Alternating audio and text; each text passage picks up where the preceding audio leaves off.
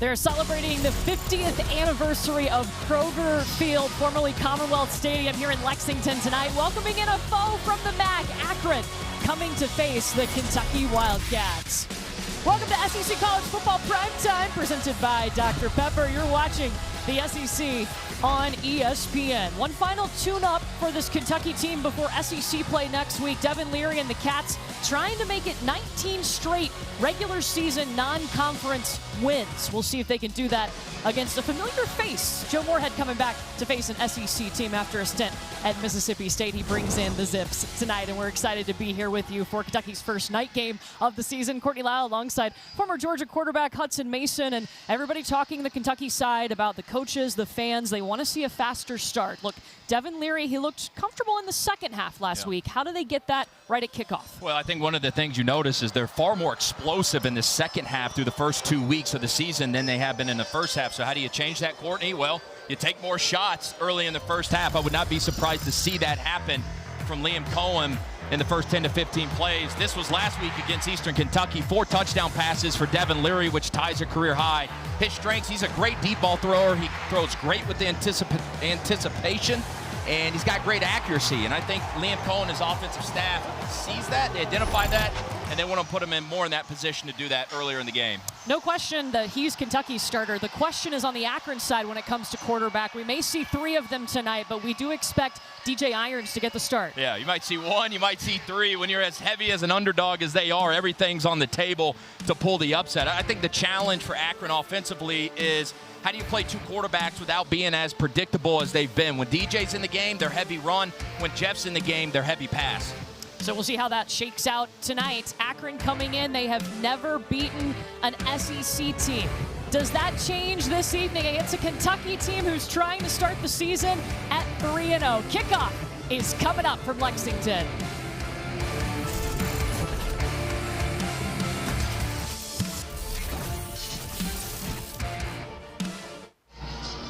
Almost ready for kickoff here in Lexington, Akron, and Kentucky. A big story happened on Sunday for this Kentucky program around 12:30. Liam Coen, their offensive coordinator, you see him there in the booth. He experienced a medical episode and ended up being hospitalized. He was taken to UK Chandler Hospital, released on Tuesday, back with the team.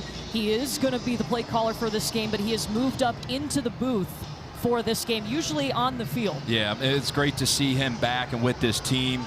Here's what he said this week to the team, talking about how him and his family appreciate everybody's prayers. Scary stuff for Liam and everything that this team and organization has been through this week. But obviously great to see him back where he wants to be on the sideline with his team.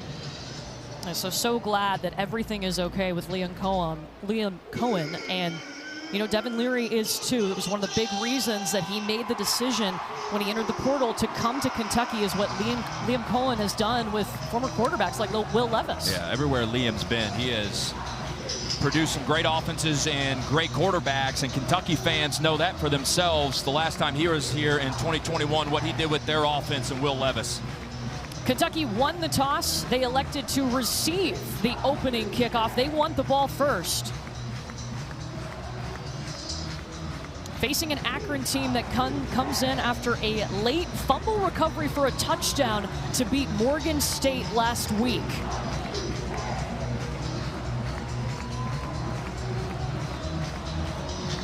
Dante Jackson will kick off for the Zips.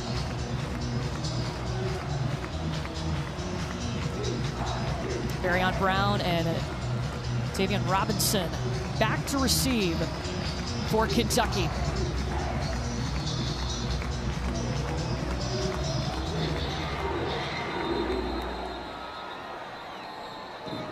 Please set the play clock to 25 seconds and wait on my ready for play signal. Thank you. Got a little excited. First night game of the season. Everybody's a little eager to get it going.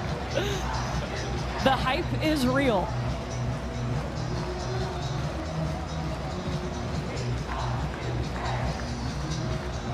So they will do it again. Dante Jackson will kick off. Yesterday was exactly 50 years ago that Kroger Field held its first game. Of course, started out at Commonwealth Stadium. A lot of history in this place.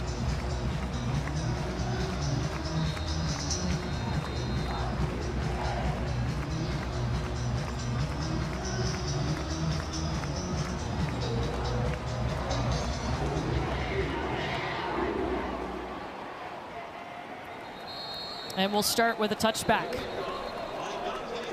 Well, Kentucky went in the transfer portal and they found a gem in Devin Leary. This is a guy who holds the New Jersey high school state records in career passing yards, threw for over 9,600 in his career. He had a great season in 2021 at NC State, 6 appearances in 2022 at NC State, but had a shoulder injury, shoulder surgery, and then entered the transfer portal. And actually, Will Levis reached out to him and told him how great it was to work with Liam Coen. And he's like, I want to be a Kentucky Wildcat. Yeah, and I don't blame him. What this offense has done for quarterbacks and what Liam has learned and brought with them from the Los Angeles Rams has spoken for itself the past couple years here in Lexington. So Kentucky starts I formation off a play action, a quick dump over the top to Ray Davis, the big running back with big room to run. Steps out around the 35-yard line, deep into Zips territory on the very first play. Well, he talked about thinking players, not plays from the get-go, and Ray Davis is one of the most explosive players on this offense. A screen pass, middle screen, get the ball to your best players and watch what they do in space. He gets some blocking out in front by his offensive line, and they harped all week about a fast start. Not too shabby right there. That's a 39-yard pickup on the first play. I think they'll take that. Yeah, going to the fast start. This Kentucky team in the first half, 2 total touchdowns through 2 games. Trying to change that tonight.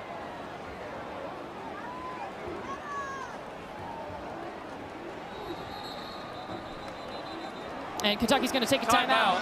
Kentucky. This is their first charge for the half. So we talked about those slow starts. This will be a 30-second timeout for the Cats. Take a look at the first quarter. These are combined first quarters from the first 2 games. They've scored 3 points. They have 63 rushing yards, but they've had 7 penalties also. Yeah, I mean, the 2 things that stick out to me there are third down conversions and penalties. And you saw it last week, a couple third and shorts. They have some false starts. That puts you in 3rd and 5, 3rd and 6. So they've got to overcome and get rid of the self-inflicted wounds. And then on 3rd down, you got to stay on the field to extend drives more. Everybody across college football is dealing with less plays. But Kentucky, through the first 2 weeks in this offense, is only averaging 56 offensive plays a game, which was one of the slowest offensive teams in college football. And so they're aware of that. Liam Coen knows that, and they're trying to push more tempo and also trying to sub less here today. You saw Kentucky have to take the timeout. Hudson, do you think that's new with Coach Coen in the booth? He's usually on the sideline? I think those are some of the same problems as they're still trying to work through the communication, substitution. You see Coach Stoops down on the sideline was pretty mad having to take that timeout. Quick pass out up top, and it's Tayvion Robinson, who had a huge week last week against Eastern Kentucky. 6 receptions, 136 yards, and 2 touchdowns. He is as electric as a receiver you're going to find in the SEC. And this receiving room in general is very deep. His stats last week, he went off for 2 touchdowns. But between Robinson and Barion Brown and Dane Key, they feel like they got a very deep receiving room. Yeah, that trio is huge for Kentucky, and you can tell that Devin Leary feels very comfortable with them. 2nd down from the 30. Turn around and hand it off to Ray Davis, and he is immediately met by Corey Thomas. A loss of 2 on the play, brings up 3rd down. Yeah, Thomas is going to come in from that safety position and just knife through, expecting run here. Heavy run personnel, and Tayvion Brown isn't able to get in there from the receiver position and dig out the safety. Look, the strength of this Akron defense, they're very good stopping the run. They've only allowed 70 yards per game through their first 2 contests on the ground. Yeah, they really clog up that middle with 3 to 4 defensive linemen, and those 2 inside linebackers, Cooper and Fish, run around very freely and make plays. 3rd and 6. Leary in the pocket, time to throw, stepping up, being chased across the 25. That's enough to move the chains. Corey Thomas and Nate Thompson in on the stop for Akron. Yeah, and Tavius Fish comes flying in right through the A-gap right there. Excuse me, that's Brian McCoy who comes in, has an opportunity for a couple seconds to bring down Leary and just can't quite make the play. It's a nice job of Leary kind of feeling the front part of that pocket, opening up and using his legs as a check down. Right, Brian McCoy, the one that got to Leary, he's the one that had the fumble recovery for the touchdown late to beat Morgan State last week. Yeah, and that's a good sign there. 3rd and 6, kind of a predictable passing situation, able to convert and stay on the field. First and 10, Barion Brown in motion, and they pop it up to him. Past the 20. Tripped up at around the 12-yard line for the first down. It was Brian McCoy again on the stop.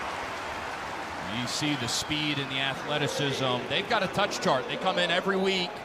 Coach Dukes talked about it this week.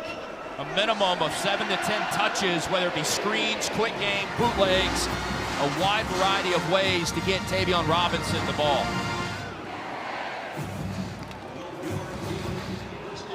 A 12-yard pickup for Barion Brown. Just a sophomore. Had an outstanding freshman campaign. Back to the ground game with Ray Davis. Leaps forward to the 6-yard line. The Cats in the red zone. Take a look at their efficiency. 2021, 72%. 2022, an area to work on, just 53% in the red zone. Yeah, when you get down inside the red zone, the low red zone inside the 10 like they are here, you got to be able to run the football. And I would say that's the biggest difference between what 2021 Kentucky offense did really well and small sample size through the first 2 weeks.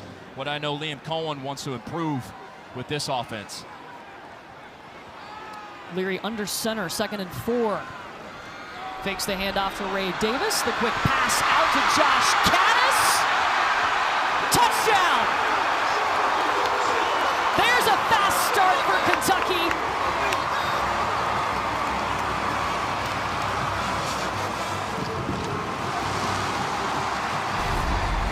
Well, it's a nice pickup here on a bootleg by Ray Davis to get in there and provide a little bit of extra protection.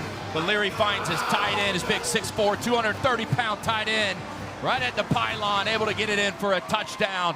And I know that is a good sign for not only the Kentucky staff, but the fans here, that fast start. You know, last week, 6 possessions, the first 6 possessions of the game, they didn't score. That's a good sign there early and often for this Kentucky offense. Alex Rayner on to attempt the PAT. It is up and good, and Devin Leary looking comfortable early with this offense. Yep, looking good. Couple completions, distributing the ball a lot of different ways. Nice little bootleg action. Finds his big tight end, Josh Caddis, for a touchdown on the opening drive. Cats up 7.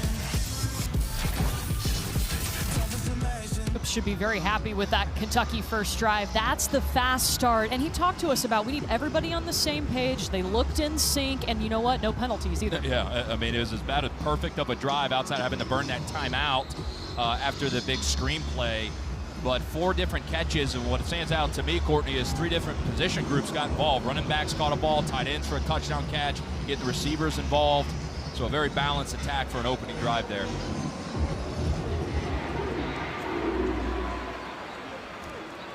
So now Akron gets its first shot. They take the kick here. It's Lorenzo Lingard, one of their big backs, returning the kick to the 20.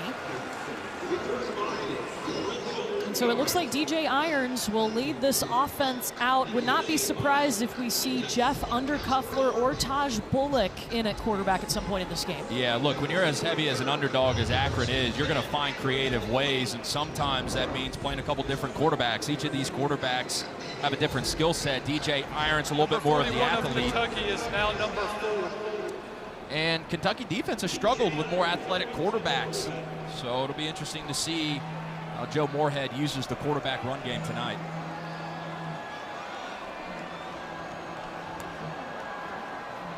DJ Irons dropping back to throw. He's got to move as pressure was coming and just chucks it away. Familiar name if you've watched the SEC. Joe Moorhead back facing an SEC opponent. He's in his 2nd season as Akron head coach. Of course, spent a couple of seasons at Mississippi State, and he talked to us about, you know, the biggest things coming in. They needed talent, they needed culture, they needed coaching to turn this program around. Yeah, he's in his 2nd year, and I think he's going to do a good job. His track record of building programs, what he did at Mississippi State and Oregon. Lorenzo Lingard on the carry, picks up 1 on the play. And he felt like they addressed a lot of that talent question in the offseason. They went in the transfer portal, added 37 guys in the portal. Both running backs that you're going to see are 2 of those big-time transfers. And this is a guy, you hear so many people say positive things about Coach Moorhead. I mean, he just loves spending time with him. He's as dynamic and as creative and innovative as a play caller as you'll find in college football. And he's got his hands full tonight against a Kentucky defense that'll create mismatches in the pass rush. They've struggled on third down, though. Pass complete to Daniel George. No struggle about it. A loss of 2 on the play. Maxwell Hairston. Well, every Kentucky fan in the stadium tonight, and Brad White included, has heard about third down struggles. 3rd and 9 here. Akron trying to run a receiver screen to Daniel George all the way across from the other side of the field.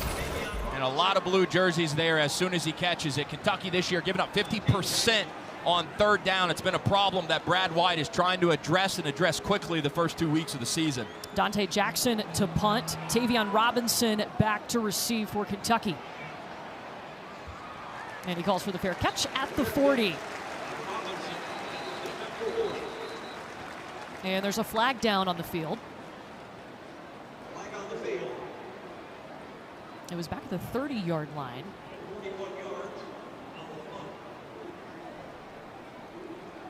Lee Hedrick is our referee tonight. During the kick, holding on the receiving team, number 17. That 10-yard penalty will be enforced at the end of the kick. First down. So first penalty of the night, but we step aside. Mark Stoops and Kentucky getting back to go on offense when we come back.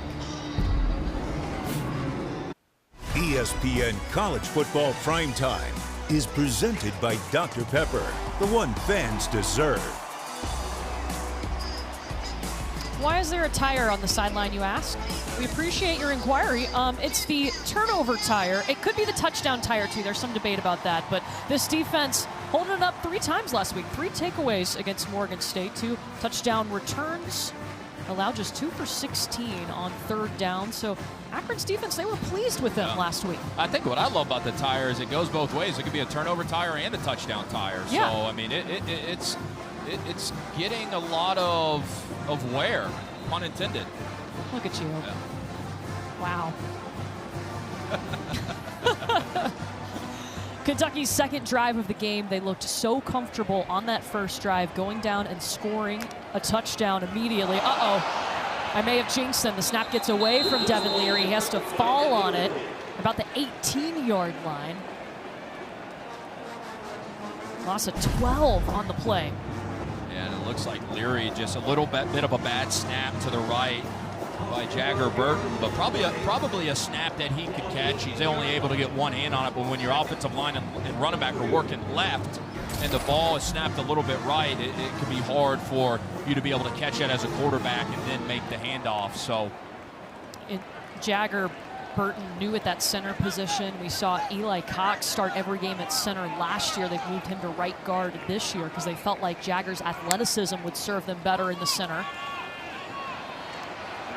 Leary scoping the field, intended for Dane Key, overthrows him, pass incomplete.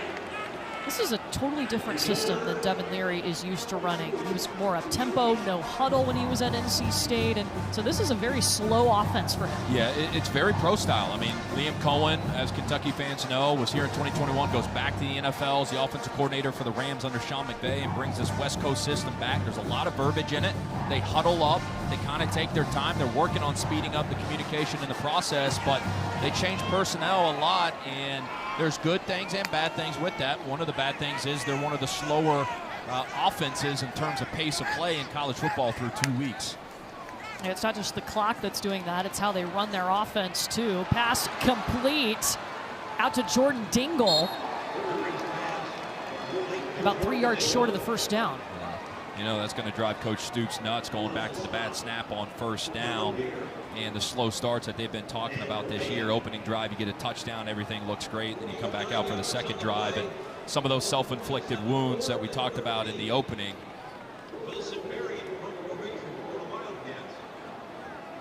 So the first punt of the night for Kentucky. Wilson Berry out to punt. Bobby Golden is back for Akron, one of their speedsters. Ball comes out. Kentucky falls on it.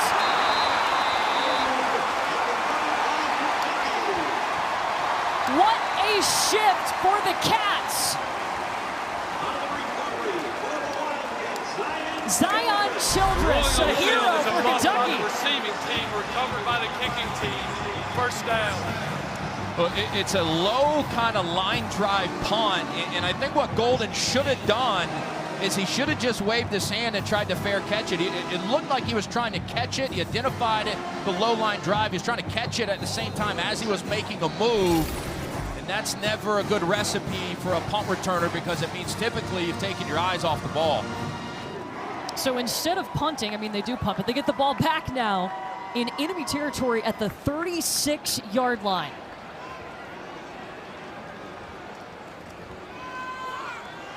Leary instead is going to give it to Barion Brown.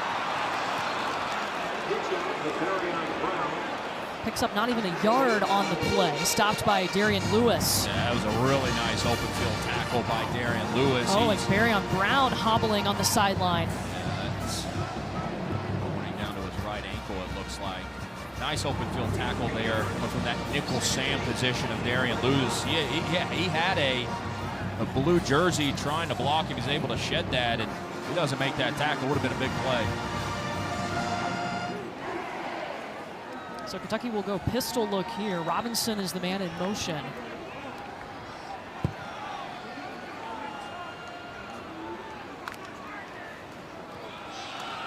Hand off to Ray Davis. Lots of traffic.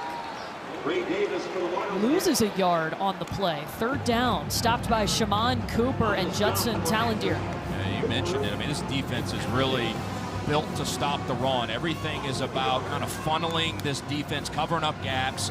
Defensive coordinator Tim Tibesar has done a phenomenal job the first couple weeks.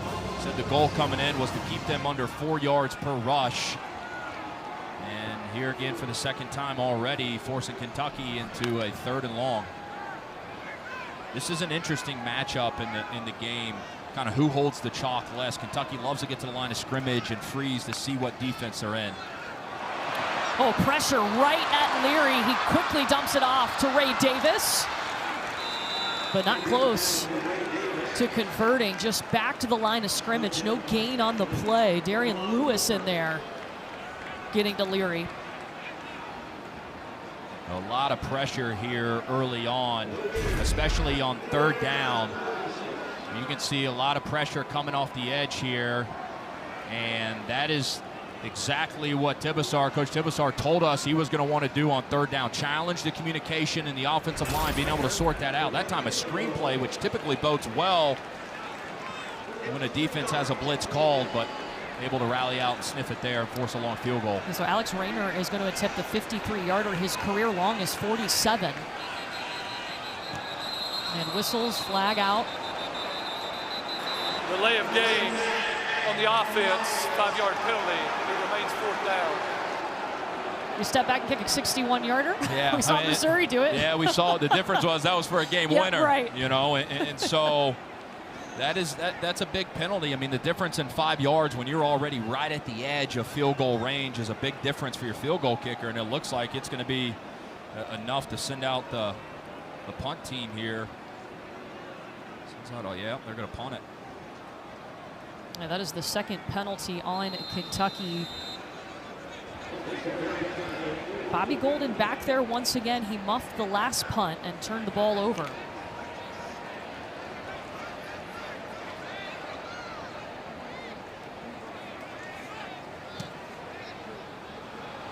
He's going to call for the fair catch and let this one go.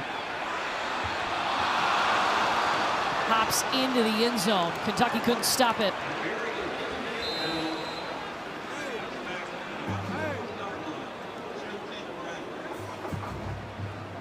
So Kentucky still with the lead, 7-0 over Akron here early in the first. MAC has produced some great football teams, great quarterbacks, great offenses, and I think it's a great thing that Joe Moorhead is in the MAC. Pass is complete to Josiah Gaithings. Pickup of 3 on the play, stopped by Andrew Phillips. I want to remind you, next Saturday on ABC at 3:30, Deion Sanders in Colorado taking on Oregon. Of course, Colorado State coming up later tonight. I heard there was a big story about Deion this week. I didn't quite catch it all. But does it involve sunglasses? Yeah, I have to read into it, but I didn't hear about it. DJ Irons is just going to run it. He's got the first down, falls down forward to the 36-yard line, and that's the difference between DJ Irons and Jeff Undercuffler. You can use his legs. Yep, that's what they love about him, and this is the challenge that he presents from a defensive standpoint. Fakes the bubble route out and has the numbers in the box to tuck it and run. It's a 13-yard pickup. They use tempo, but then slow things down here once Kentucky gets lined up. Drake Anderson is the back. Little bunch at the bottom of your screen. And they hand it off to Anderson. Lowers his shoulder, pounds his way to the 40-yard line. Drake Anderson, the transfer from Arizona. He's going to be the smaller, faster back compared to Lorenzo Lingard. Yeah, a little bit of a counter action here, bringing it back to the left side of the offensive line. But that's the challenge tonight. An offense coming in Akron who has not had success running the football. 130th in college football through 2 weeks and rushing it. How can they create opportunities and lanes up front when they're not as big and physical as Kentucky's front four? Yeah, Akron averaging 41 rushing yards per game through the first 2 weeks. And timeout, Akron. Timeout, Akron. That is their first charge timeout of the half. This will be a 30-second timeout. You know, when we talked to Joe Moorhead this week, we said, you asked him, why Akron? Why is this a good fit? And he felt like it was a program that had tradition. They can get good athletes, and he was ready for the challenge. He felt like they could win. Yeah, I always love talking to coaches after they were a head coach, and then they go back to being a coordinator, and then they're back being in the head coach seat again, because I think there's so much wisdom there from the first time and what they went through. And him being a head coach at Mississippi State, obviously he was fired there, goes to Oregon, as an opportunity to kind of sit back and learn as a coordinator, but also apply what he learned as a head coach. And him coming back closer to home, he's from the East Coast, and an opportunity for him to be a head coach again and kind of run his offense. And I've had opportunities to kind of cover him at Mississippi State. Every time I meet with Joe Moorhead, I come away a little smarter, but I always enjoy my time. He's so positive, he's so fun to be around, and he's going to get this thing turned around, there's no doubt, at Akron. So now the Zips hopefully on the same page, ready to go. 2nd and 5 coming up from just over their own 40-yard line.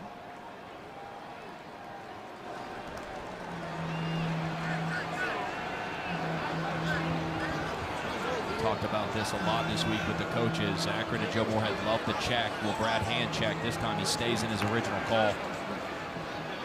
Irons pulls it up to Alex Adams, who is their main receiver. 3rd down coming as he picks up 2. Good job there that time at the 2 safeties in the 3rd level of the secondary, not showing their water. As I mentioned, Brad Hand decided not to check when Akron checked. This is just a little bootleg on the perimeter. Alex Adams, the LSU transfer, catches it, but the amount of blue jerseys around him to take him down immediately. 3rd down. Akron 0 for 1 on 3rd down tonight. That's obviously an emphasis for the Kentucky defense.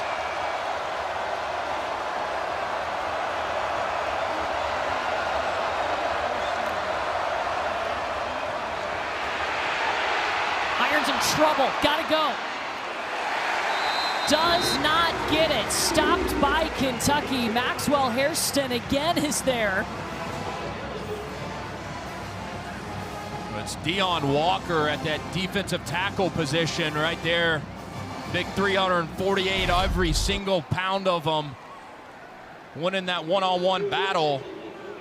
He originally creates the pressure, and then Irons from there has to drop his eyes and try to run it. And there's just no room, not too long of a down and distance to get the first down. Akron's offensive coordinator, Billy Fessler, he told us, number 0 for Kentucky, Deon Walker, he stands out on film, and won't forget him there. Fair caught by Robinson. Well, next Saturday on the SEC Network, got a lineup for you.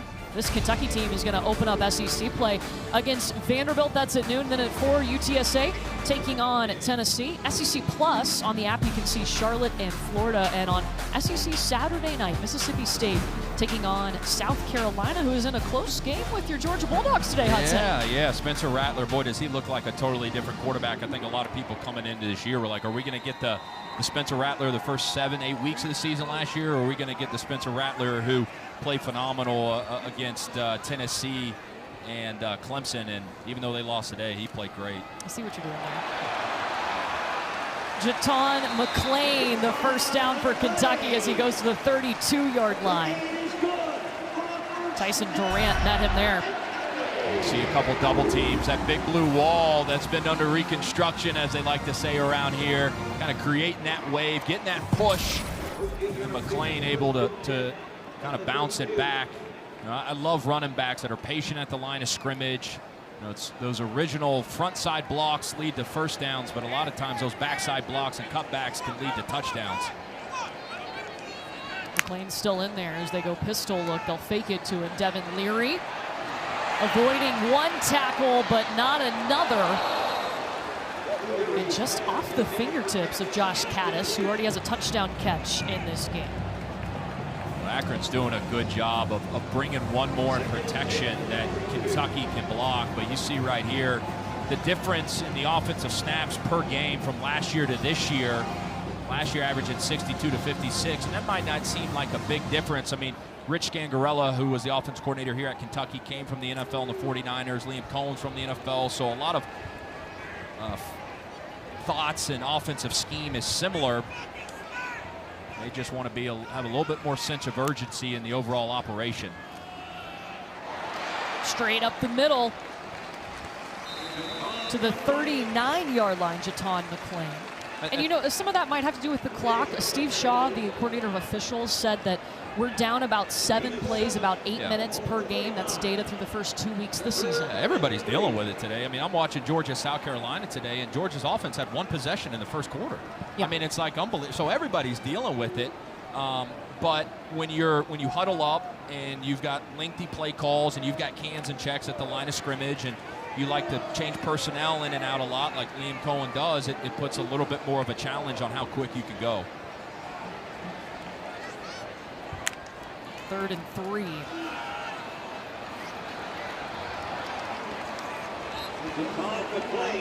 McClain right to the line, and that's enough to move it for the first down. And in the first quarter, opening drive, Kentucky gets what the fans want. They come out and score a touchdown, trying to drive down and do it once again. Back for the second quarter in a moment.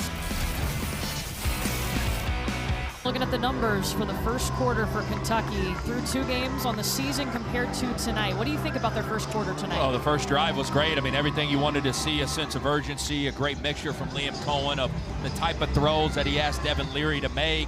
The following 2 drives haven't been as clean and crisp. A couple penalties, a little bit of problems getting in and out of breaks, but overall I thought it was a pretty good first quarter for the Cats. Ramon Jefferson is back there for Kentucky, and he's dropped for a loss on the play. Bennett Adler.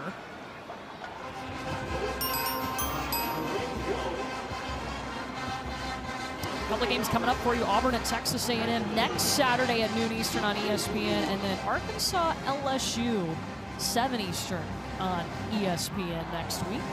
LSU with a nice bounce back win today against Mississippi State, and looked more like the LSU team I think we all thought we would see when they played Florida State to open up the college football season.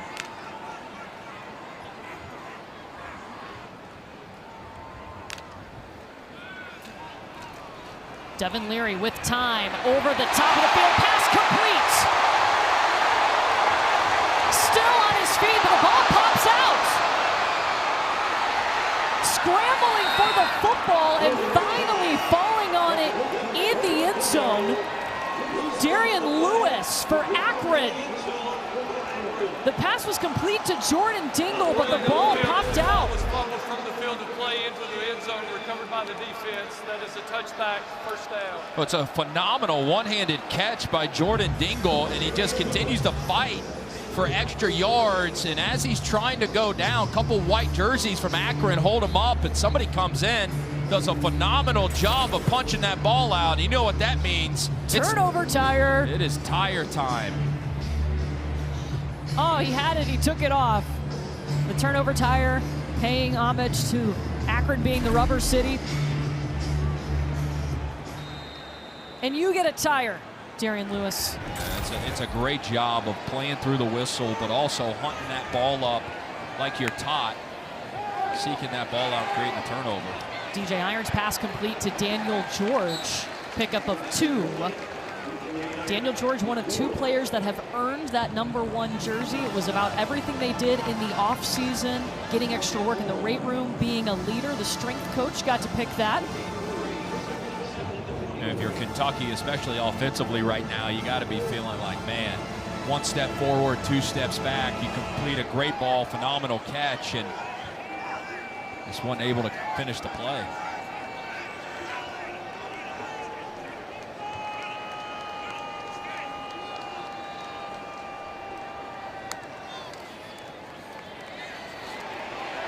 Irons using his legs. Falls forward and should have enough for the first down to the 30. Stopped by Zion Childress. Marks as thrower in there as well. For them to be able to move the ball and make this a second-half game, they're going to have to use the legs of Irons. And that time, they give him an RPO, run-pass option. Doesn't like the look on the perimeter, and they're running a draw play. So if he didn't like the look like he did in there, he just tucks it, and essentially it turns into a quarterback draw. You know, giving him options at the line of scrimmage to kind of read the count in the box, and if he likes it, he can run it. This is a guy who was a star on the football field, basketball court, and on the track in high school. He uses that speed now on the field for Akron. Nowhere to go there. Drop for a loss of 5 on the play. Darion Henry Young, the transfer from Ohio State. Now watch him come, the motor and the energy as Irons gets flushed out of the pocket. Here he is, coming all the way from the other side, finishes the play and creates a huge negative play. It's something Brad White talked to us about this week is sacks. A lot of people over-glorify sacks. Sacks are important, but his defense he talked to this week was more about just creating negative plays. If it happens to be a sack, then great. That time a 5-yard loss. 5 on the season for Kentucky. They had 2 last week against EKU. Pass is complete to Daniel George, pushing his way for the first down.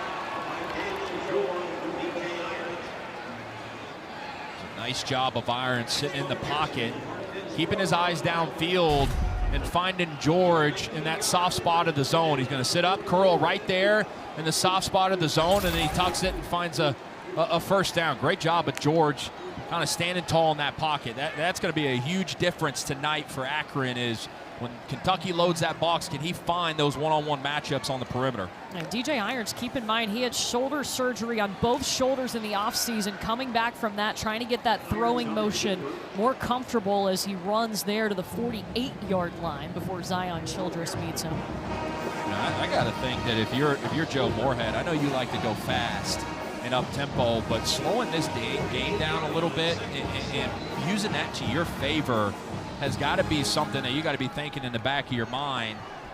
You know, I don't think it's a bad thing for them to want to kind of slow this game down and limit the possessions for Kentucky's offense. Well, some of the Akron coaching staff talked to us about how maybe a slower game can benefit an underdog. There's no doubt. I mean, they love to go fast, but you know, you don't have to go warp speed on every single play. Fakes the pitch, tucks and runs instead. Right to the line to gain. That moves it. Again, it's a perimeter option. Sometimes it's been a throw. This time it's the sweep. Just the fake of it, the presence alone forces the Kentucky linebackers and those third-level defenders. How about for an injured player?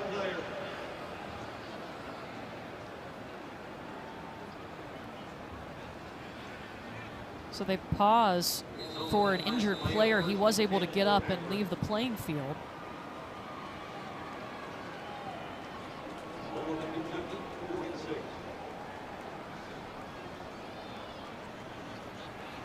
You'll wonder if this could be a place where Joe Moorhead decides to call a shot. Offensive coordinators love right when they get on the other side of the 50, especially on a first down situation, to try to take a shot over the top.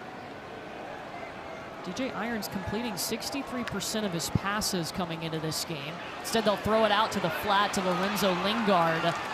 Just using his big body to move the chains to the 35 he goes. Yeah, just a perimeter screen to the running back, and they get the numbers they want on the perimeter. You know, this is a glorified run to me. When you talk about coming in and looking at, okay, how can we be able to create ways in the run game? I know this is a perimeter screen, but this is just like a glorified toss sweep, you know, and I know that's how Joe Moorhead looks at it, and that's a phenomenal way of approaching it coming in, because you're not going to win a bunch of one-on-one matchups in the trenches against this Kentucky front seven.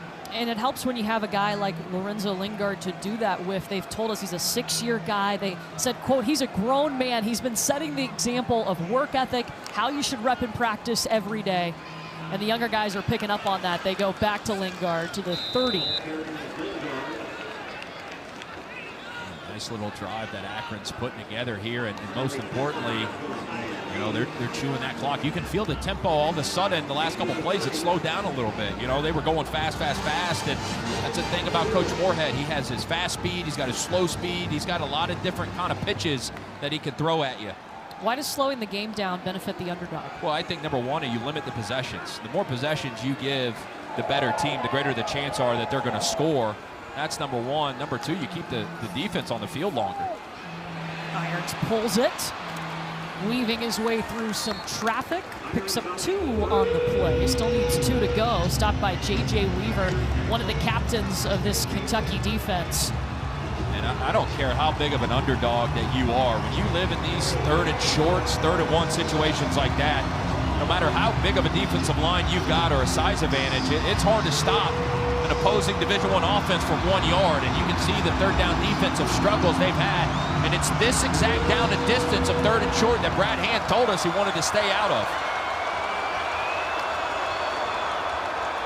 Anderson punches it forward. First down. Right up the middle, kind of running behind their freshman center, Williams. Nate Williams at right guard. Drake Anderson has had a nice role so far tonight in this run game. Anderson's been a couple of seasons at Arizona, didn't play last year, made 11 appearances, 410 rushing yards in 2021 for Arizona. That's the shot. Irons releases it to Anderson. Picks up 3 on the play. To get that first down, and it's in Coach Moorhead's DNA. He's just dying to call up a shot play. He tries it there, but you know, credit the secondary of Kentucky for covering it. DJ Irons had to check it down, but that's still a very good decision. I mean, nothing's open, and instead of throwing the ball away or holding on to it and taking a sack, he's able to check it down and stay on schedule now. Irons definitely has the arm. He was a 3rd-team All-MAC selection last year, threw for over 2,600 yards.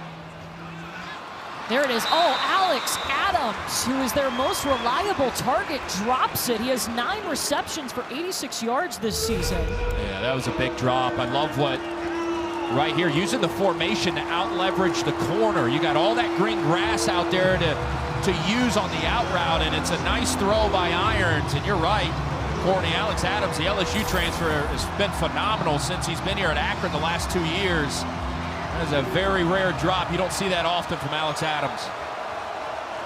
3rd and 7. This is the 13th play of the drive for the Zips. And movement. False start on the offense, number 78, 5-yard penalty, and it remains 3rd down. That's Brian Kilbane. It's amazing when you're playing on the road in the SEC night game, how one drop and one play like that can be so crucial. A drop now leads to 3rd and 7, then a false start. Now you got 3rd and long, and this duo between George and Adams has been so good. But this is a tough, tough world to live in, because these Kentucky defenders right here will love to pin back and come rushing after the quarterback. They do. Down goes DJ Irons at the 30. Trevin Wallace. Well, they show pressure, but they bring it from the opposite side, and it confuses Irons just enough for him to have to hang on to the ball. And that's exactly what you want as a defensive coordinator, changing up the pitcher in the back end, showing pressure from one side of the field, bringing it to another. That is hard for a quarterback, no matter how much football you've played, to diagnose where that pressure is coming from. This will be a 48-yard attempt for Noah Perez. His career long is 42. And Akron's going to call a timeout. Prior to the play clock expiring, timeout, Akron. This is their second charge timeout of the half. field goal coming when we come back. Kick off your Week 2 NFL Sunday at 10 a.m. with the Countdown crew on ESPN and the ESPN app. They'll have all the early breaking stories, injury updates, and previews of each game. And 2 Monday Night Football matchups, Derek Carr and the Saints against the Panthers. Special start time of 7 Eastern. And then the Browns taking on the Steelers at 8 on ABC and ESPN+. This will be a 47-yard attempt. Noah Perez's career long is 42. Akron trying to get their first points tonight.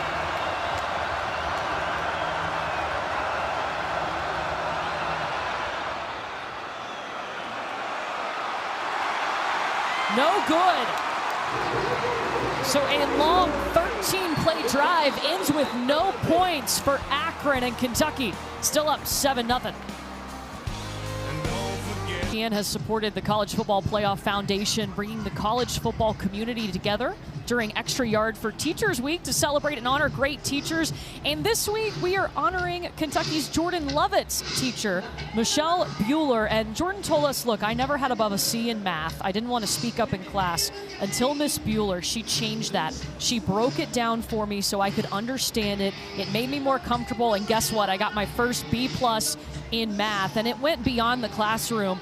Miss Bueller always asks about his life. It's not all just about school. Still checks in on him and his mom to this day, and is able to come to as many Kentucky football games as she can. Yeah, that's awesome. Always, I think all of us can go back to high school or college where a teacher, professor had a huge impact for me. Was a high school football coach. Devin Leary down on the field. C.J. Nunnally, wow, what a hit. His 3rd sack of the season.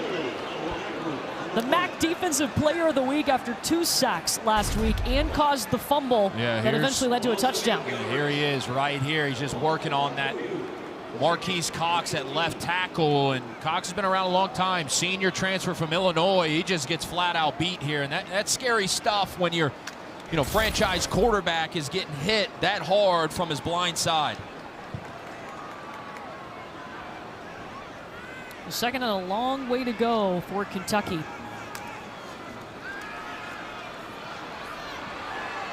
Middle of the field. Pass is complete, and this time Jordan Dingle brings it in and holds on tight.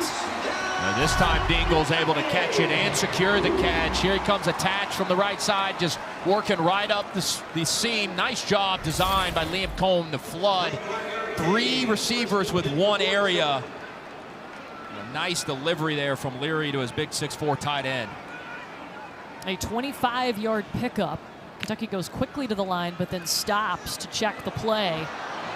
Leary's got to let it fly. He does. A deep ball to the corner, looking for Barion Brown off his fingertips. Nate Thompson in coverage.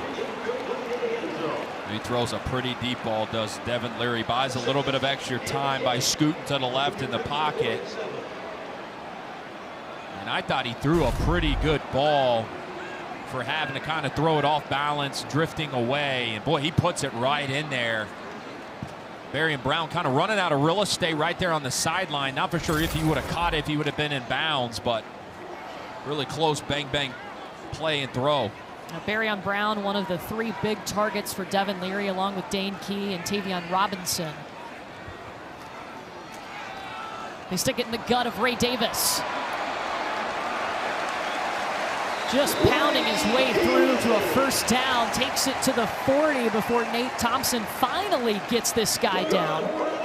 Ray Davis, Mark Stoops told us he felt like he was pressing a little bit too much on runs last week instead of letting it come to him naturally. Yeah, I think as a running back, these guys are so itchy to have that big run, that home run. And sometimes what that does to a running back is you try to see things that really aren't there at the line of scrimmage. Instead of just sometimes being content with the 3 to 4 yard run, you're always looking for the home run type hit. And he's been patient the last week and here tonight, and it's paying off for him.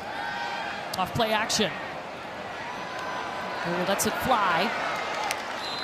And it's a loss on the play. Shimon Cooper stops and grabs Jordan Dingle. And it's the negative plays that really stick out to me through a quarter and a half, almost 2 quarters to this Kentucky offense. When they're good, it's good.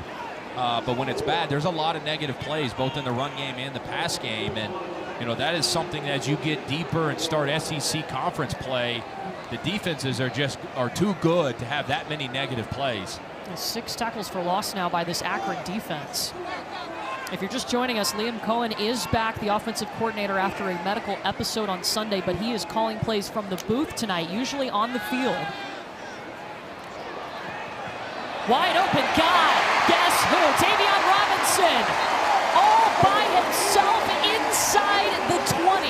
This is a guy who asks Devin Leary all the time, can I watch film with you? How can I help you? He's become a leader. Yeah, it starts with the pocket. Look at this. I mean, Leary's got 4 seconds to throw the ball. Great touch on this. Gets it up, gets it down, and finds his 5th-year senior out there in the deep flats for a nice play. And that's the biggest difference so far that I've seen tonight. More explosive plays in the passing game in the first half compared to last week against Eastern Kentucky. I see Coach Coen up in the booth.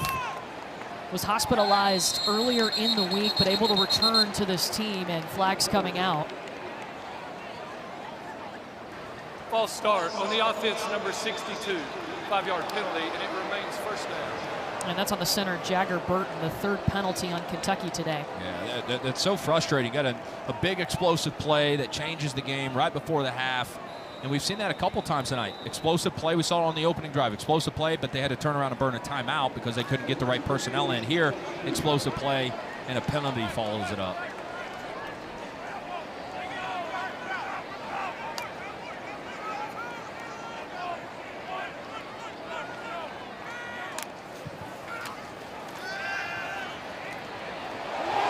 Leary, nobody home. Yeah, PI, flags coming out.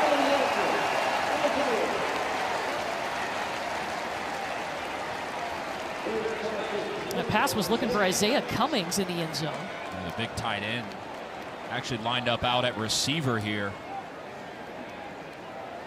Pass interference on the defense, number 16. The 15-yard penalty will be enforced from the previous spot, and it carries an automatic first down. Tug on the jersey there late.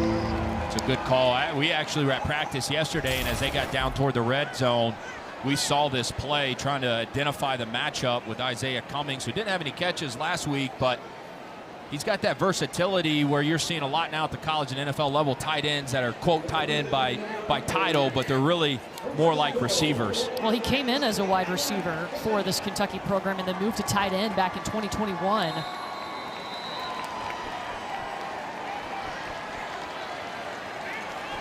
So a penalty that Kentucky will gladly take. It's now 1st and goal. Snap goes over the head of Leary. Barion Brown corrals it. But wow, back to the 28-yard line. Yeah, that is a colossal mistake by Jagger Burton, and really the second bad snap tonight. I mean, Devin Leary's 6'1". If he was 6'3", he might not have been able to catch that. And given the time on the clock and where you're at in the red zone, I mean, you got to fight for just a field goal at this point. At this point, you got to be thinking, okay, am I going to get a touchdown versus trying to just get away with a field goal? And Jagger Burton moving to center this year. He was the starter at left guard last season.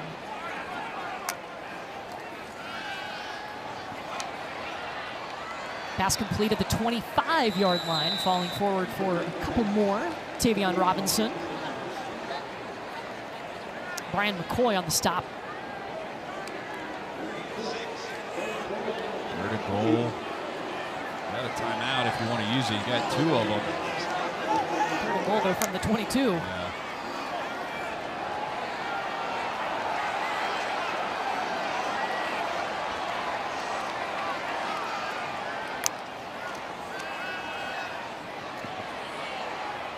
Leary steps up looking for Robinson.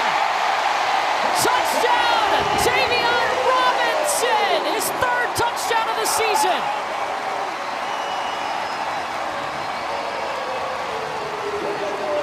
Well, phenomenal catch in traffic. Tayvion Robinson, I like how he stems this receiver inside, uses that leverage to his advantage, and a great ball by Leary to give his receiver a chance, almost a glorified back shoulder ball. As the old adage for quarterbacks, there is no defense for a perfect throw, and that, my friends, was a perfect throw from Devin Leary to Tayvion Robinson. The coaching staff challenged Tayvion Robinson after last season, and he admitted, started out last year hot, didn't end that way, and didn't have the best attitude about it. He's been a totally different player now. And I'd say that film work with Devin Leary and those extra reps are paying off. And the difference between going into halftime, even having to settle for a field goal there, and being able to recover and get a touchdown is night and day. I would imagine Coach Stoops would have had some pretty colorful adjectives to use for his offense if they would have had to settle for a field goal. Well, this first touchdown pass catch tonight for Tayvion Robinson on 3rd and long. He finds a one-on-one matchup and a big-time catch for the senior receiver. College football primetime presented by Dr. Pepper, the SEC on ESPN. Kentucky, a 22-yard touchdown pass from Devin Leary to Tayvion Robinson, and they are up 14-0 with 8 seconds left in the half. First drive looked solid, and then that last drive for Kentucky also looked pretty solid. Yeah, that's as big time of a throw and catch on 3rd down when you need it the most from your quarterback and receiver there, because the difference in going into halftime, having to settle for a field goal and getting a touchdown there is a huge difference. So we step aside, we'll play these 8 seconds when we come back to Lexington. We wanted to build the anticipation for the final 8 seconds. Hope that worked. Back here in Lexington, Kentucky, finishing off that drive with a 22-yard touchdown, and now Akron's ball. They had a really nice drive last time out, but didn't get any points off of it. 13-play drive, missed a field goal. And they'll just let this run out here. So Kentucky. That is the end of the first half. Will take a 14-0 lead into the half. Akron will get the ball to start the second half. Cats up 14. Let's get you. SEC on ESPN. Kentucky up 14-0 at the half. Devin Leary comes out and throws 2 touchdown passes. The first one on the first drive to Josh Caddis. His first catch of the season is a touchdown for Kentucky, and then connecting with Tayvion Robinson just before the break, and the Cats come out of the locker room with a 14-0 lead. Welcome back to Lexington. Courtney Lau alongside Hudson Mason. Okay, better start for Kentucky. What'd you think in the first half? Yeah, first drive was great, right? And then I think you see some of those inconsistencies that Coach Stoops talks about plague the team in the next couple drives. But Devin Leary bailed him out with some really nice throws. They haven't been able to run the ball as consistently as they want, but credit Akron with that. They're loading the box and stopping the run and committing to it. Yeah, Devin Leary 12 for 16 for 208 yards and a touchdown, no interceptions in that first half. Meanwhile, you take a look at what Akron was able to do. They had some chances. They had a really nice drive before the half, but missed a field goal, came up with no points. And so far, DJ Irons, 7 of 9. We've really seen him run the ball more, 26 rushing yards for Akron by their quarterback. Yeah, the big 3rd down drop by Alex Adams that resulted in a long field goal really hurt. That was a drive that was taking a lot of time off the clock, and it eventually led to a missed field goal. It feels like Akron's going to need some type of turnover, and they're going to need some type of explosive play on offense, because they are not able to really put together these long drives and sustain these long drives because of Kentucky's defense. So remember, Kentucky won the toss to start the game and elected to receive, so Akron will get the football first. Kentucky defense, we talked about the offense. How about their defense in that first half? Oh, they've been great. I mean, been able to get pressure. I mean, Akron has never really gotten anything going. One drive where DJ Irons was able to make some plays in the running game, but they've been swarming to the football. They've had the gaps covered up. We talked about it coming in. Akron was not great at rushing the football, and outside of maybe 1 or 2 runs, quarterback runs from Irons, this game plan defensively has been right on cue. Kentucky with a couple of sacks by their defense. Akron rushing for 40 yards. Kentucky rushing for 5 yards. They've had several negative plays and sacks that have attributed to that. DJ Irons' first play of the half is a throw, a low one that's caught by Josiah Gathings to the 30-yard line. We thought we might see 3 quarterbacks for Akron because we have coming into this game, but so far just DJ Irons tonight. Yeah, and I think that's the right decision. I mean, DJ's played well. I think he's seeing things well, and he's distributing the ball well. I think sometimes there's been some drops. Lorenzo Lingard, the bigger back. First down to the 40-yard line. Met by De'Eric Jackson. Yeah, Lingard had a nice half. The 1-2 punch of Drake Anderson and Lorenzo Lingard, plus the combination of DJ Irons' legs, have got to carry this team offensively on the ground. But they are not going to be able to sit back and drop back because of the stress that it puts on these tackles to protect and ask those guys to cover protection-wise for 30, 40 pass attempts in the second half. You know, we have seen this Akron offense move fast this season, but today they've really slowed things down and taken their time against Kentucky. Irons pass is caught at the 45. Tiptoeing on the sideline is Daniel George. George running the 5-yard out route over there against Maxwell Hairston.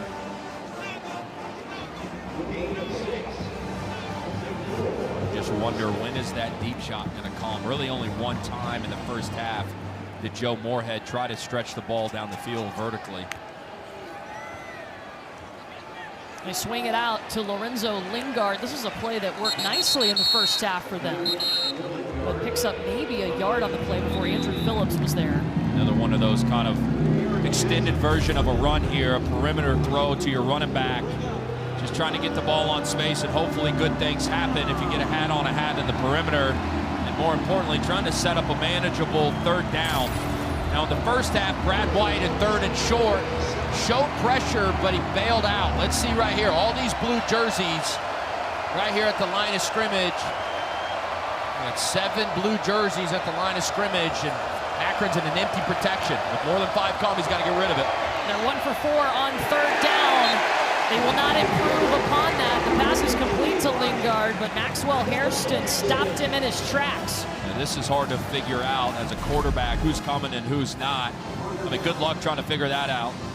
Which way are you going to slide your protection? You're going to slide it to the left, slide it to the right.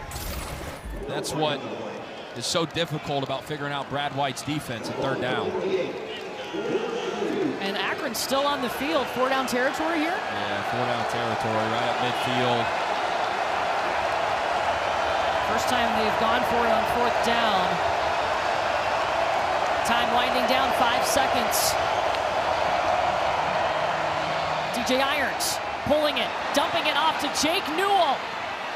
On his feet inside the 30. They convert on 4th down and take it to about the 27-yard line. It was a bust here. Watch, you got 2 blue jerseys, and both of them go for the quarterback. One of them should stay on Newell to tight end. Instead, they both almost feel like Irons was going to run it.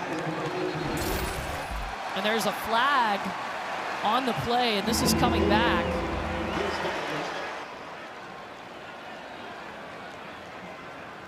That is just a killer. I think they might have set an eligible receiver down. Yeah.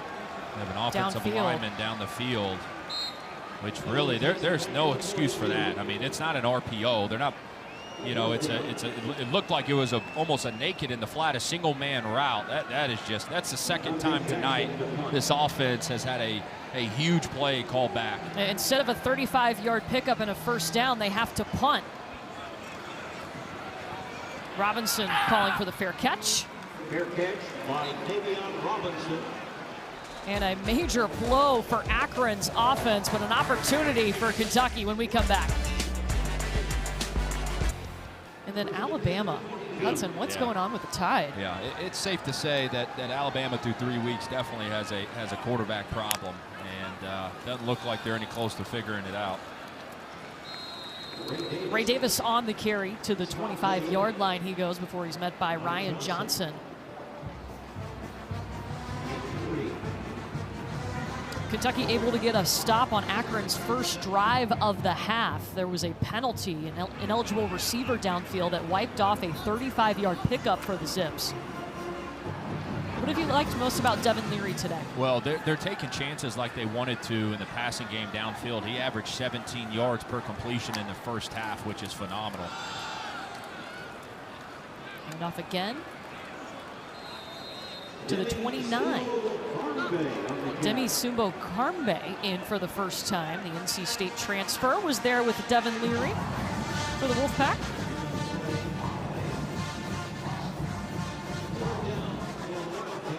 Devin Leary, of course, you see those 6 games played last year. That was due to a shoulder injury. Going into last season, he was the ACC preseason player of the year, and we asked him about that injury. He said the hardest part was I couldn't throw. Yeah. When I had a leg injury before, I could at least still throw the football, but this was the first time in his life he couldn't.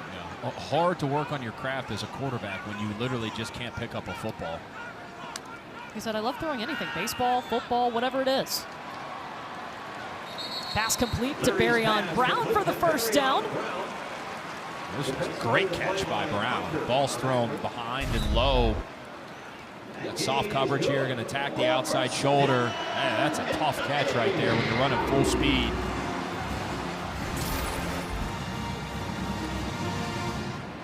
One of the very few inaccurate passes that we've seen tonight from Devin Leary, but you mentioned it, Courtney, 17 yards per completion in the first half. To put that in perspective, the first 2 games of the season in the first half, he only averaged 6 yards per completion. So far more explosive there in the first half. That was the question coming into tonight. How could they get him comfortable earlier in the game? And the pass incomplete off the fingertips of Dane Key, who is one of those big three receivers for Kentucky. Does not have a catch tonight. No, and really the first time he's even been targeted tonight.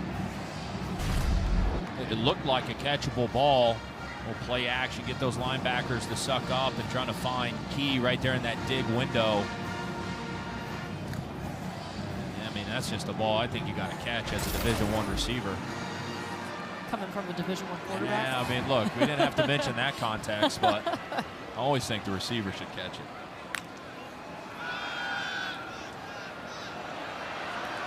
Leary this time has to roll out down the sideline. He's got a guy.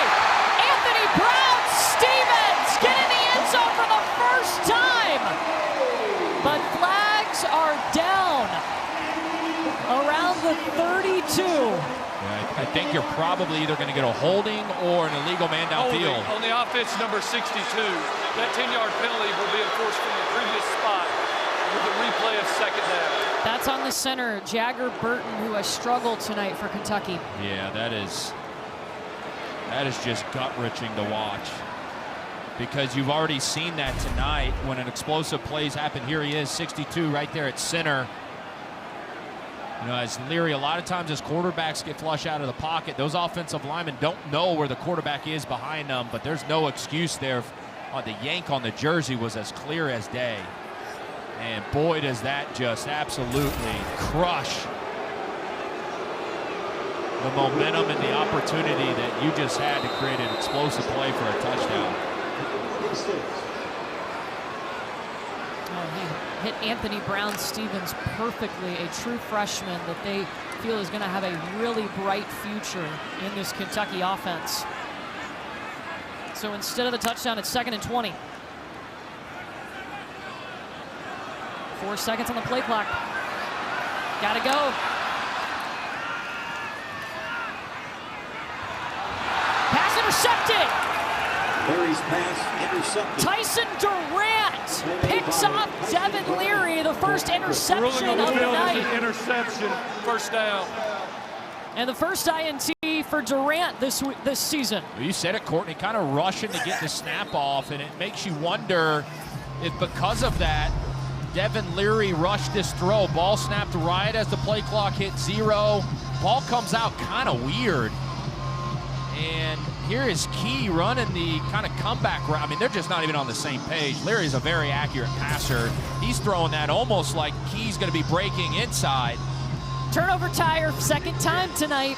It's the second time we see the turnover tire, but how about for Kentucky? You go from about an 80-yard touchdown pass called back because of a holding call, and the very next play, a turnover. Yeah, definitely some miscommunication, whether Dane Key ran the wrong route or what. But now the key is, can Akron capitalize on that? They did not capitalize on the first turnover. A deep ball intended for Gaithings, incomplete, broken up by Andrew Phillips. This is a nice job of Gaithings. Actually, this ball is left way too far inside from DJ Irons. And if Gaithings doesn't, he's going to break this ball up because this is going to be an interception. I mean, that's a really nice job of your receiver knowing that he doesn't have a chance to make the catch and just going to protect the pass by breaking it up. Otherwise, that would have been a pick. Again, DJ Irons had shoulder surgery on both labrums in the offseason, so he's still working back to get that normal feel that he had last year, which we haven't seen many deep ball attempts tonight for Akron. No, and I don't think it has so much to do with the shoulder as much as it does. I don't think Coach Moorhead wants to call plays where he's got to hold on to the ball for 3 to 4 seconds. Akron 1 for 5 on 3rd down tonight. Kentucky's defense has much improved. They came into this game letting opponents convert 51% of the time on 3rd down.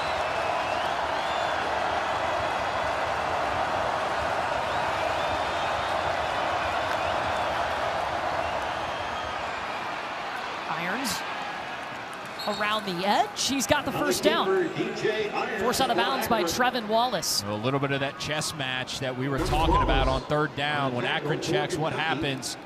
They check to a zone read with a quarterback pull with a tight end. Jake Newell out front blocking. It's where Coach Moorhead is really at his most dangerous. He gets into third and 3 to 5, and you're like, is that pass territory? Is it a pass down? Is it a run down? They're on 3rd and 5. A lot of teams would say, hey, we got to throw that, but Coach Moorhead draws up a run. Mark Stoops talked about how creative Joe Moorhead can be with his offenses. It strains the defense. Irons again on the keeper to the 27. You know, we mentioned earlier Kentucky struggled this year. I mean, they struggle with Ball State's athletic quarterback. Most defenses struggle with athletic quarterbacks because of the advantage that offenses get in the run game. Those +1 runs where you get to use the quarterback as almost like an extra blocker. But Joe Moorhead has had some great running quarterbacks everywhere he's been, from Mississippi State to Oregon. Feels like he's got a pretty good one in DJ Irons as well. Irons has rushed for 39 yards on 10 carries tonight. Rolling, passing it off, Alex Adams. First down. So that naked boot again, where last time they brought the tight end out in the flat. This time they bring Alex Adams, a receiver. Same play, just a different player. Alex Adams, a player that committed to Joe Moorhead when he was at Mississippi State, but then eventually ended up at LSU. Kept that relationship going, and now he's an Akron Zip, his 2nd season with Akron. There's that check again. Kentucky staying in 2 high safeties back here.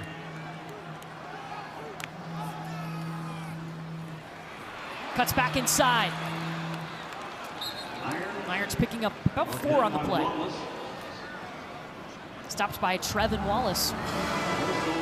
Last time Akron was down here in the first half, Adams had a huge drop on 3rd down that would have resulted in a first down, and then it ended in no points and a missed field goal. They get down here again this time, and as the windows, you get closer to the red zone, the windows get tighter. Typically, you got to be able to run the football to score points here. They have Drake Anderson in the backfield. Jake Newell in motion, the tight end.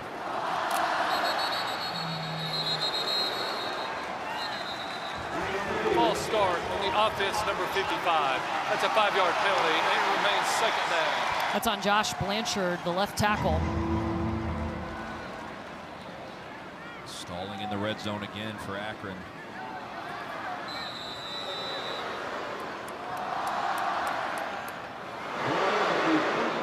Four penalties costing Akron 30 yards tonight. I think if you're Coach Moorhead, it's only 2nd down, but I think you got to be thinking 4-down territory. Field goals are not going to win you this game.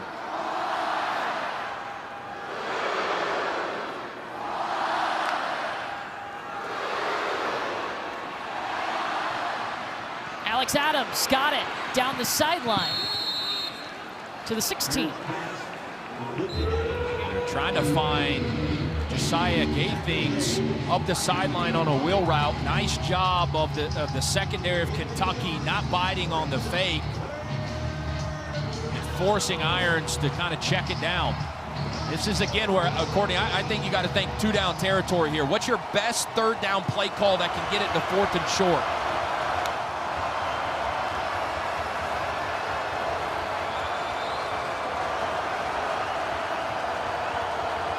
See Kentucky staying in the too high safety structure.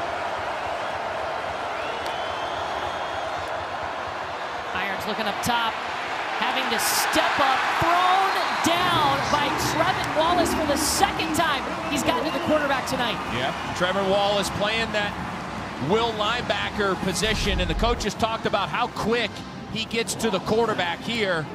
He gets blocked by the running back, doesn't stop, gets up, and makes the tackle. Otherwise, that could have been a walk-in touchdown because behind him was nobody else. The coaches told us Trevin Wallace so much more comfortable with the game. He's not having to think as much, allowing him to play faster. A 36-yard field goal attempt for Noah Perez. First points of the night for Akron, but there's a flag on the field. Akron players are saying it's on Kentucky.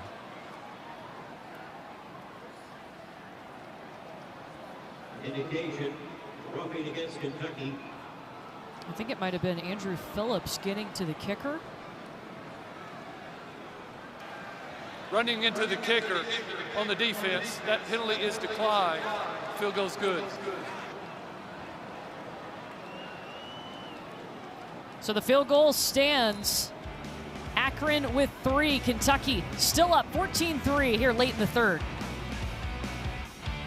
You're just tuning into this ball game. Liam Coen, the offensive coordinator for Kentucky. It was Sunday at 12:40. He experienced a medical episode, was taken to UK Chandler Hospital, released on Tuesday, and he's up in the booth calling plays for this game. Great news that he's okay, usually on the field, but it's been an interesting week when it comes to Kentucky, and we're so glad that Coach Coen is all right. Yeah, super scary stuff, and this football program has had a lot to kind of overcome this week, and just good to see him back doing what he loves, back on the field, calling plays. And you know, I know, I mean, he's one of the youngest coordinators in the SEC, but regardless of age, that's always scary stuff. It was like Kentucky went to be with the Rams and then came back, and a big reason why Devin Leary chose the Kentucky Wildcats when he entered the portal.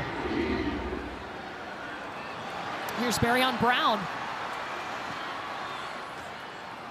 And he's tripped up just inside the 20. Well, our Sunday Night Baseball matchup series finale between the Cubs and the Diamondbacks, who are both in the thick of the NL wildcard race with 3 weeks left in the regular season. That's at 7 Eastern on ESPN, ESPN Deportes, and ESPN Radio. Our coverage begins at 6 Eastern with Baseball Tonight Sunday Night Countdown. So Kentucky's last drive, a couple of mistakes, which cost him a touchdown. Yeah, and that's been the theme tonight. There's been great, which has been the explosive plays. They made plenty of plays in the first half in the passing game, but you know, there's mistakes that have easily cost this team 7, if not 14 points, and that is really what Coach Stoops talked to us about this week. And I know he's been preaching and harping to his team, but so far they have not been able to overcome the self-inflicted wounds as much as they want to. Leary ending the drive, throwing an interception, his first of the night.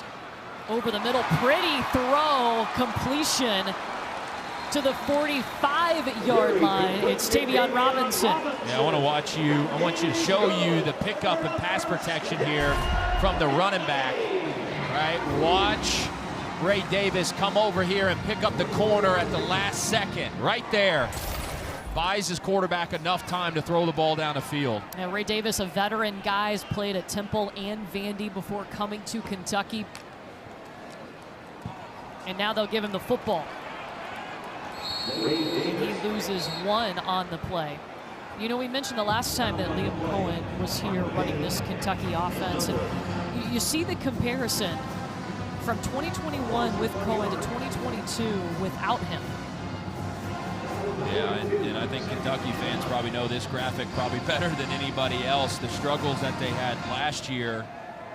Liam Coen made a huge impression in year 1. Like you said, goes to the Rams, gets the call plays from Sean McVay, brings his wrinkle and his element of that offense back to Lexington, and has a really talented offensive group to do it with. Play action for Leary. Ooh, dangerous throw. It was behind Barion Brown, and KJ Martin almost picked that off, one of the captains for Akron. Martin's got his hands all over this. The over route, and I think Barion Brown probably could have taken a few more steps vertical to create a couple more yards of separation between him and Martin. Leads to another 3rd and long here. Kentucky 4 for 6 on 3rd down tonight.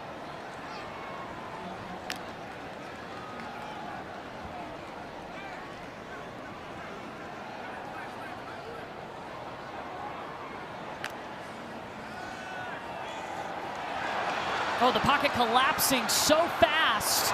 How does Devin Leary get that football out to Ray Davis? He's going to try the other side of the field.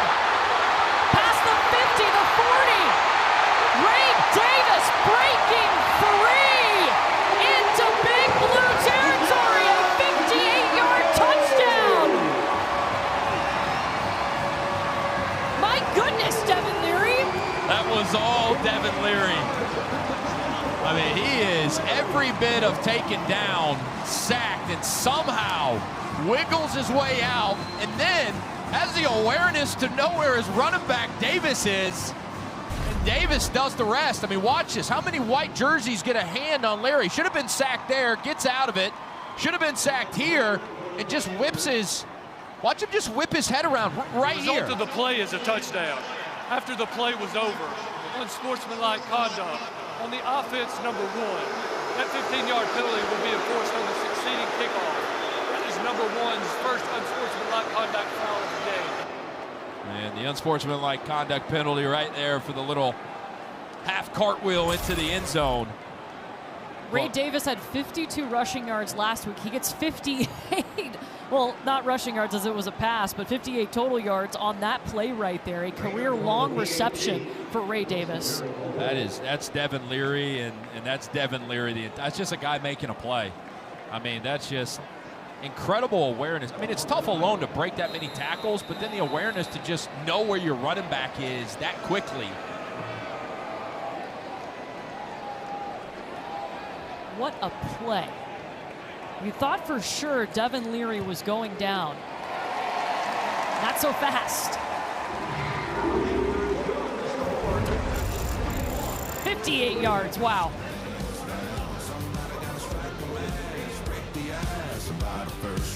Somebody gotta go all night. Somebody gotta dig down deep. Mean what they say what they mean, yeah, the way I see. Next Saturday on ABC at 3:30. Coach Prime and number 18 Colorado taking on number 13 Oregon.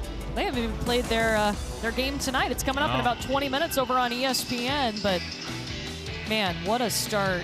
Everybody's talking about Coach Prime in Colorado. Yeah, it's unbelievable. I heard a stat this week that the local economy in Boulder is projected to make about $18 million this weekend alone. So everybody talks about the Prime effect on the field, but what you don't realize is the effect off the field that he's having as well. The local community, the university, it's unbelievable. Sunglasses sales are up. I don't know if that's true. Hey, Hudson, I got a best moment for you. It's brought to you by AT&T 5G, and you better believe it was that last touchdown pass. Yeah, I mean, look at this. I mean, busted protection. There's 4 white jerseys, 2 opportunities to bring him down, and he makes the play of what might be the year for Kentucky football. And then credit Ray Davis there, taking it 50 yards to the house. Kentucky is now number 4. Showing off his gymnastic skills, getting into the end zone. That's how Kentucky leads this game, 21-3. Buck 31 left here in the third quarter as DJ Irons tries to set up shop and continue on. Pass over the top, caught at the 35-yard line. That's to TJ Banks, his tight end. This is where it's going to get real tough on Akron, down 18. You got to throw the ball to get back in the game. And the game plan tonight has been, keeping it close, is not asking those tackles to pass protect for too much. But at this point, there's only one way to get back in the game quickly, and that's to throw it. Only 132 total yards for Akron, 74 of those through the air.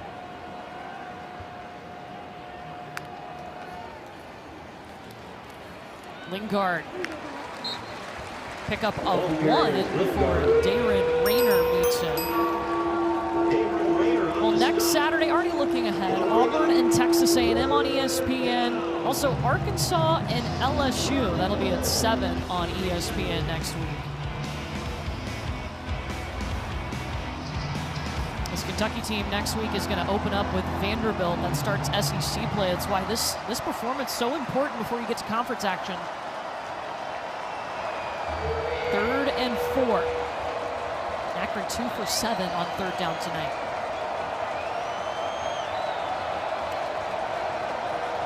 Two seconds. Irons nowhere to go. Eaten up, Keaton Wade.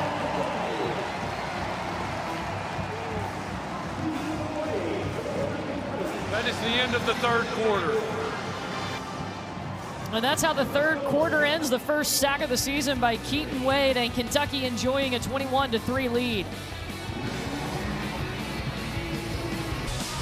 Kentucky on top of Akron 21-3. Courtney Lyle and Hudson Mason with you. The first night game of the season for the Kentucky Wildcats. Their last non-conference game before SEC play starts. And Akron being forced to punt here. Dante Jackson to punt. Tayvion Robinson back for the Cats. And he calls for the fair catch.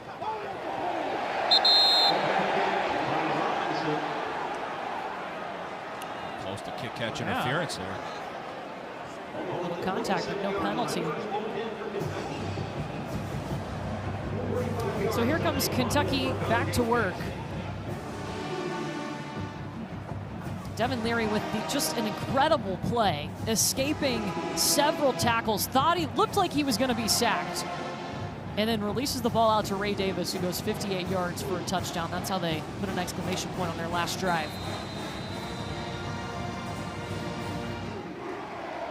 Devin Leary, of course, 5 seasons at NC State. He redshirted his first year back in 2018 and then hit the transfer portal looking for a new home, and he found it in Lexington.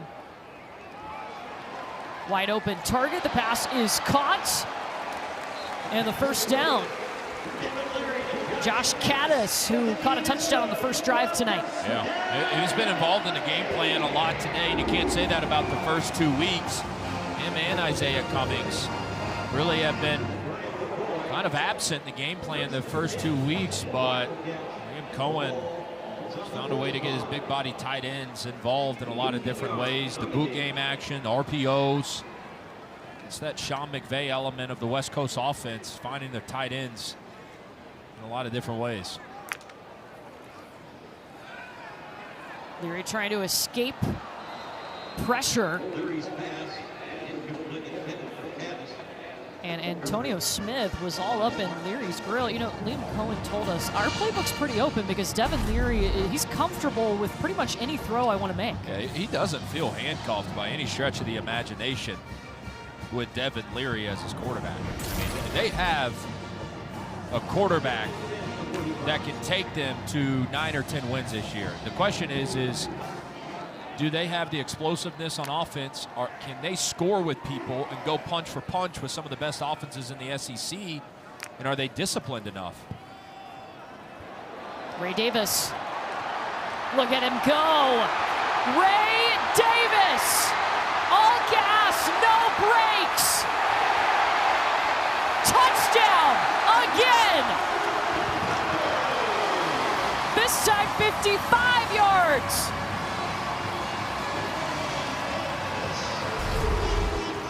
Well, the leading rusher from Vanderbilt who transfers to Kentucky, Ray Davis, has that home run threat and ability. And you can see him split defenders here, and I love his ability to finish it with a touchdown. You see the pylon camera right here. Does he get all the way in before his foot steps out of bounds? See if they take a second look at this, or just got to have the ball break the plane before he's down. Back-to-back drives where Ray Davis takes it over 50 yards for a touchdown. Last drive, it was on a pass, this time on a run. He's the complete back, and he really is a game changer for this Kentucky offense and where they want to get to this year. They got answers. They got depth at the skill position. They're as deep as they've been at receiver. They've got the quarterback. Still trying to shore up some question marks on the offensive line, but Ray Davis, man, He is a prime-time back in the SEC. So still holding this. There's been some really good backs here the past couple years at Kentucky. Benny Snell, Chris Rodriguez, but I thought it was very telling of what Liam Coen told us. He said that this was the best back that we've had in the last 2 years at Kentucky. I made sure to write that down. Absolutely. 72 rushing yards for Ray Davis. You combine that with 58 through the air. Couple of touchdowns for number 1 in blue. At 12:30 Eastern on ESPN News. Ray Davis, 169 total yards for this guy tonight. Yeah, a little bit of a slow start to the game, but the past 2 possessions, he has taken what we thought was just going to be an average play and turned it into a home run. Here's the play that Devin Leary was Harry Houdini gets out of. It's a 50-yard reception for a touchdown. And then the run. I mean, this is all him. The cutback, the ability to go from first gear to third gear and turn a, pedestrian gain into a home run.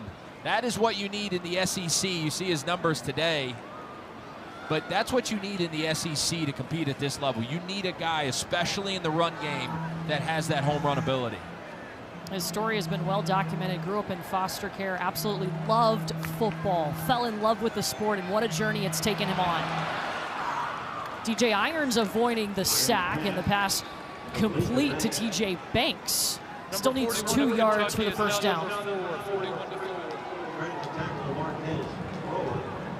Look at the comparison between these two offenses when it comes to throwing it through the air. Just 4.9 average for Akron compared to almost 20 yards per completion for Kentucky. Yeah, that's a good number for Kentucky fans. And for Kentucky offensively, I mean, averaging 19 yards per reception. Will that carry in the SEC play? Probably not, as you get better competition, but that's extremely explosive.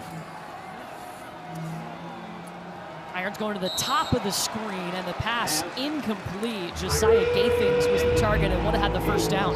I mean, Kentucky fans know how good this offense was last week against Eastern Kentucky in the second half, and they averaged 16 yards per completion. So to put that in perspective, I mean, you've been able to be as explosive as you wanted to for really 3 quarters. Can you finish it off and do it for 4 quarters? Akron's only converted twice on 3rd down tonight.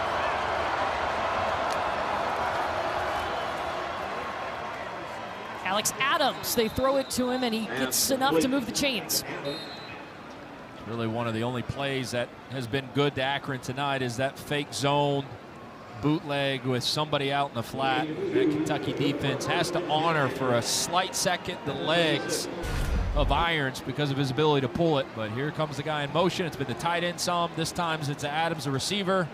A little bit of perimeter blocking, but something tells me Brad White will give that up, that 3-yard gain up all day, every day.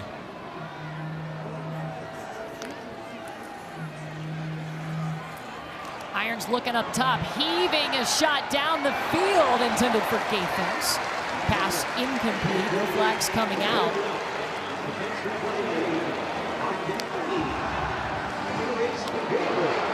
Jamarius Dinkins got to Leary, got to Irons. Irons couldn't even step into his throw. You see here, just 2 Kentucky defensive linemen right in his grill.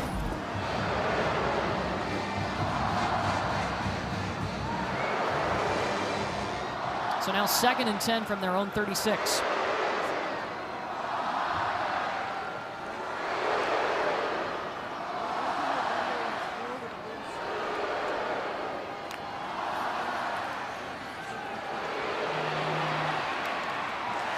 Trying to chuck it, and the pass deflected by Kentucky's defense. De'Eric Jackson sticks a hand up there and bats it down. Yeah, Martez thrower at the will linebacker position. Watch him come right here, loops around untouched, has an opportunity for a sack. It's been havoc all night in the pocket for DJ Irons. That's something Brad White emphasized. It's not all about sacks, it's about havoc. making the quarterback move off his spot. Can they do it again here on 3rd down?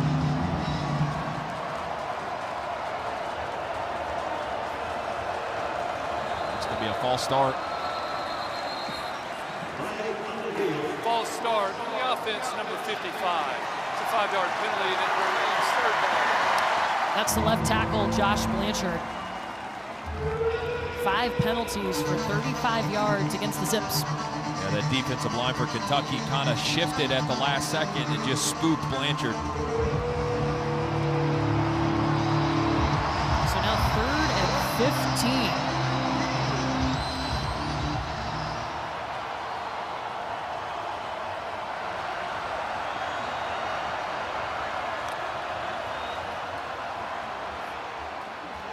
Daniel George spinning. Well short of the 1st down as he goes to the 37. Not many plays in your playbook if you're Joe Moorhead on 3rd and 15 that you feel confident enough to get you the 1st down. That's really a compliment to how much pressure the front 7 has been able to put on DJ Irons the entire night. 3rd and 15, you're down 3 scores and he has to call a screen. Dante Jackson to punt. Tayvion Robinson back for Kentucky.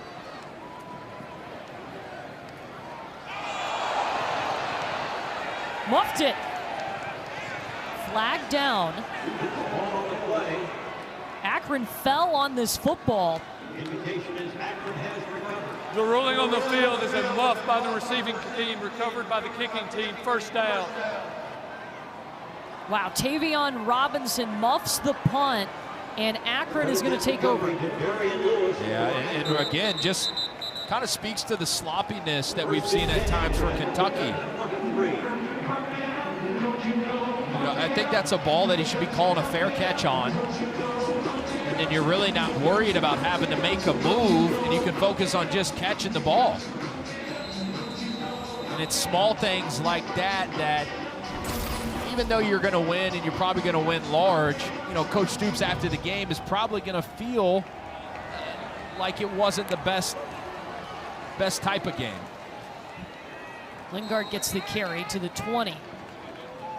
We've had some bad snaps, some penalties at times, muff punt. I mean, those are all things that, as a head coach, you want to walk away, you know, up 25 or how much ever you win by and feel good about it. But it's hard, especially as you start to enter SEC play, when you've got still some of these things that kind of keep popping up.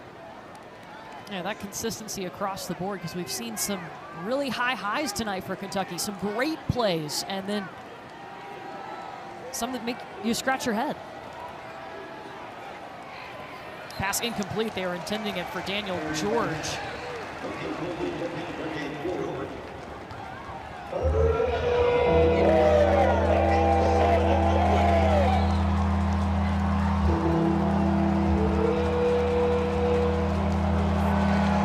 Third and 7 from the Kentucky 20. Been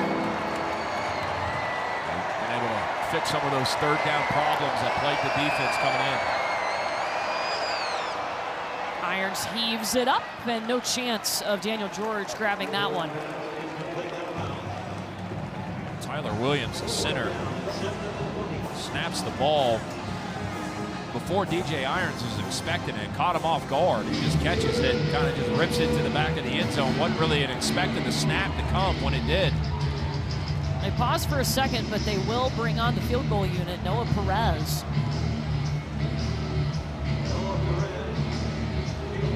This will be a 38-yard attempt.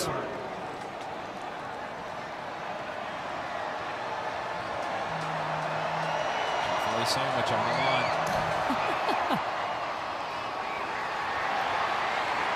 And it's no good.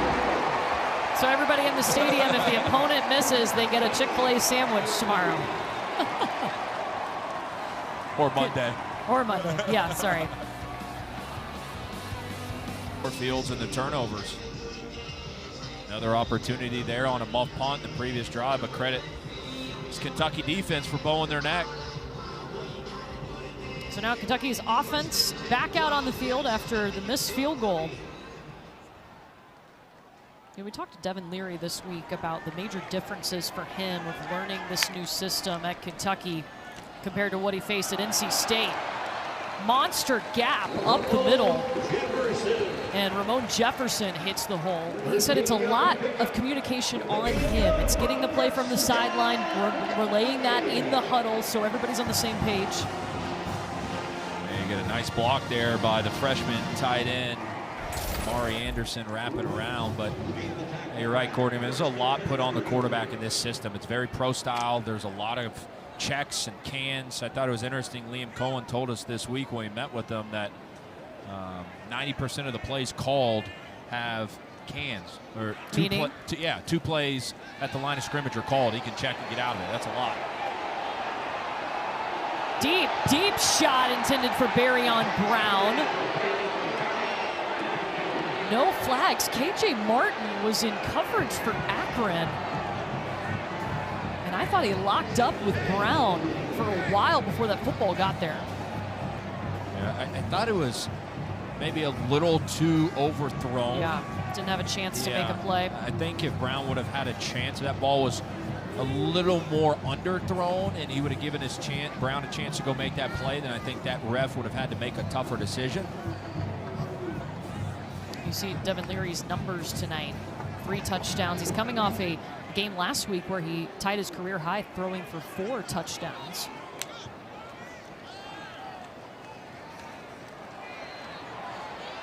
Plenty of time. Now he's going to let it fly again, looking for Caddis, and the pass incomplete. And Leary down.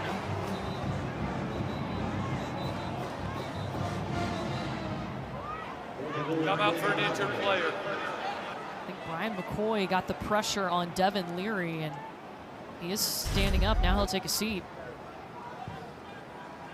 It was after the throw. Question is how far after?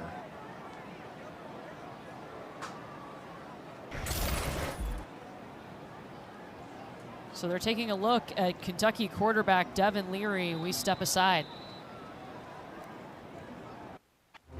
Well, great sign for Kentucky fans. Devin Leary getting up, jogging off the field after he took a hard hit after the throw. Right here, Brian McCoy, right as the ball is let go, delivers a shot right to the sternum, and looks like Leary just had the wind knocked out of him. So because they stopped the play for an injury timeout, Leary will have to come out for at least 1 play. Kaiya Sharon is in the game, his first appearance this season. Sophomore out of Somerset, Kentucky. 4 appearances last year for the Wildcats. He's got Ramon Jefferson back, and he'll drop back looking to throw.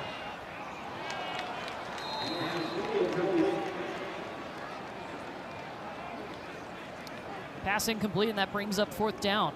I kind of thought they might, with the lead in the 4th quarter, new quarterback, probably hadn't had much time to warm up. I thought they might just hand it off and punt it away, but let Sharon throw the ball, and it's a tough situation to come into, and you've been sitting on the bench the entire time, and then you get thrusted into a 3rd and 10, a predictable pass situation.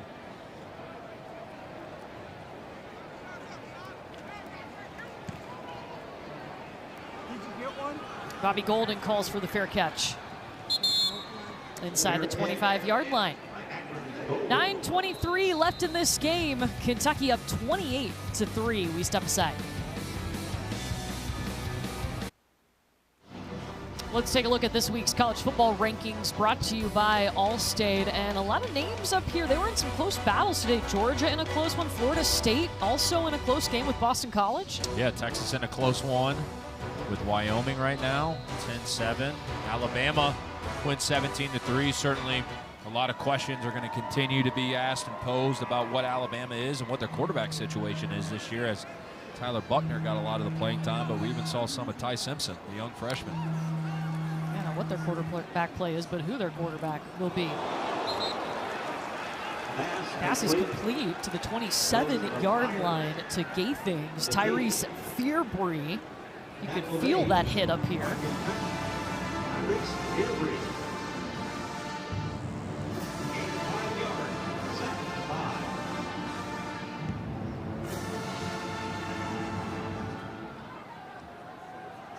Akron has had some nice drives tonight. The problem is finishing those longer drives.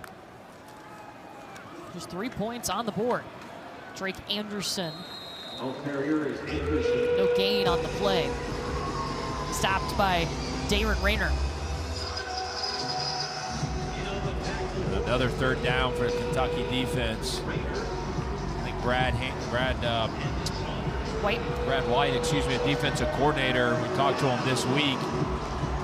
He's talking about, hey, the easy thing to do on third down is just to blitz, but you can't get emotional on third down and just blitz when you feel like it.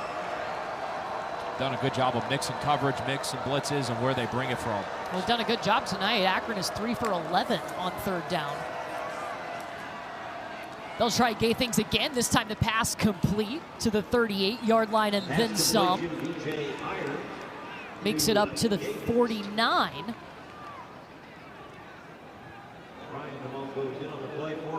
This time they decide to play a little coverage and off corner out there, and Gaithings is able to take advantage of it. Nice catch and throw from Irons to Gaithings for a first down. Coming into this game, wasn't sure if we would see DJ Irons or Jeff Undercuffler or Taj Bullock. But so far they have just used DJ Irons tonight. They've used 3 quarterbacks this season. Akron in trouble. They're gonna have to burn a timeout as This is their first charge timeout of the half. the play clock was winding down.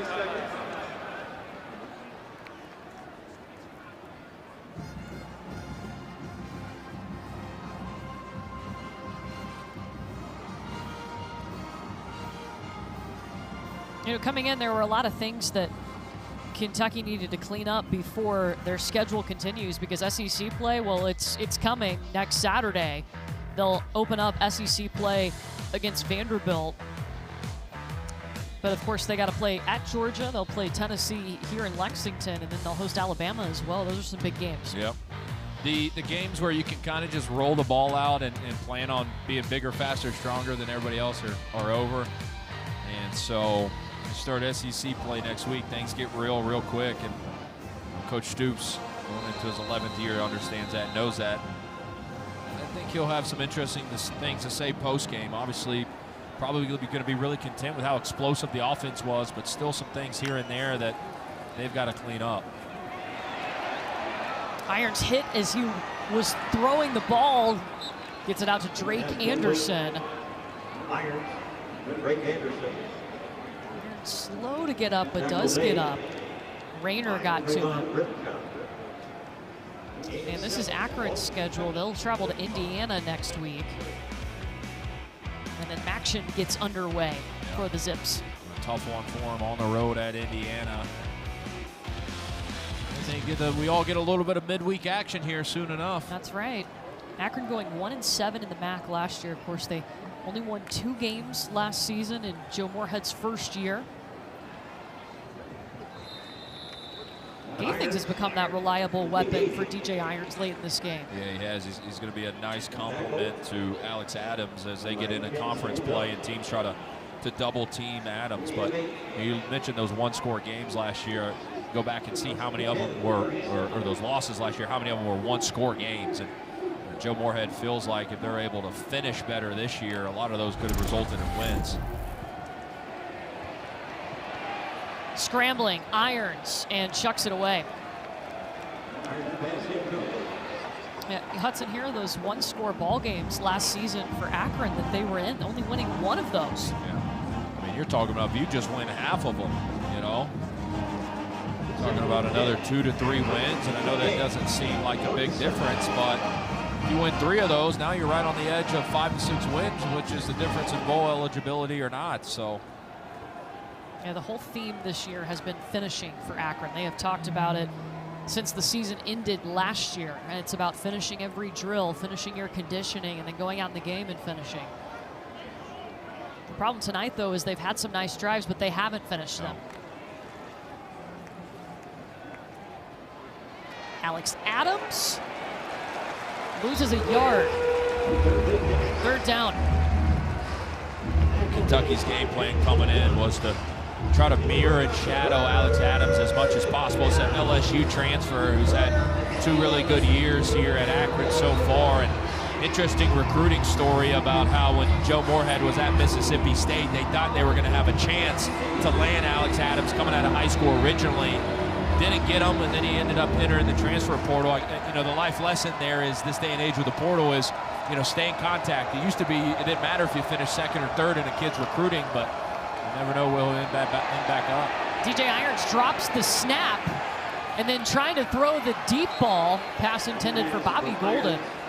And going back to your story, I mean, they didn't even know that Alex Adams was in the portal. He had somebody reach out to the Akron coaching staff because he did feel like he had a great relationship with Joe Moorhead in the recruiting process. Yeah, it's a different age, you know, and era when I came out, you either finish first in a kid's recruiting process or you might as well have finished last because you might not ever see that kid again. Well, now with the portal and this era of, you know, essentially free agency, if you don't win a kid's recruitment process, it still matters that you keep in contact with them. 4th and 11, Akron's got to go for it.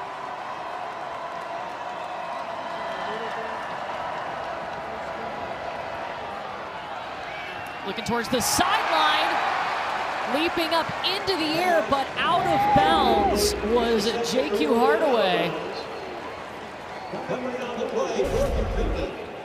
Hardaway sees this scissor concept.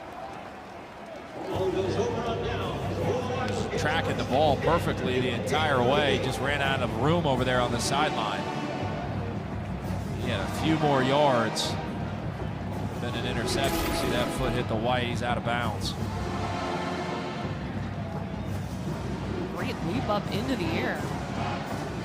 You know, we saw Devin Leary go down a play before on their last drive, and Kaya Sharon is going to stay in this game. Now, Devin Leary did get up and jog off the field, but maybe at this time you give him some reps. Yeah, this lead this big in the game, I don't think there's any reason to go back out there and risk any type of crazy injury or him taking any unnecessary hit.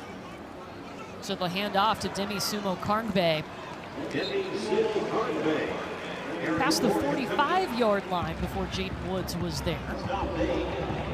Still need 2 for the first down.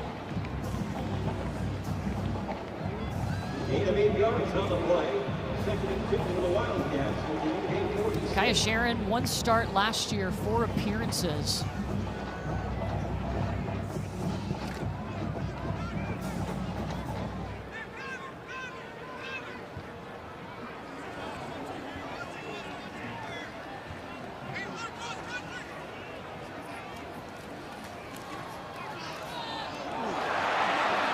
Sumo-Karngbaye making guys miss. Down the sideline, and a flag comes out late. He stepped out around the 10-yard line, and a late flag coming in at the end of the play. Devontae Golden Nelson in there in coverage.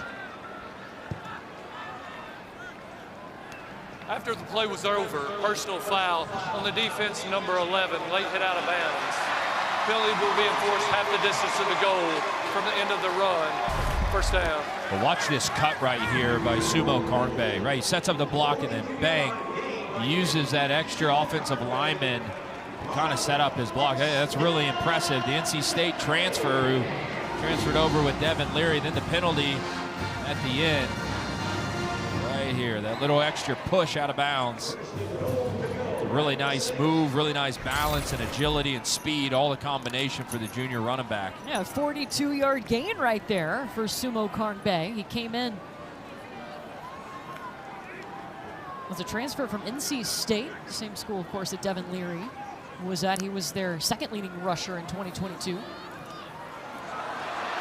Sharon tucking and running a hard hit at the 5-yard line. Shaman Cooper in there for Akron.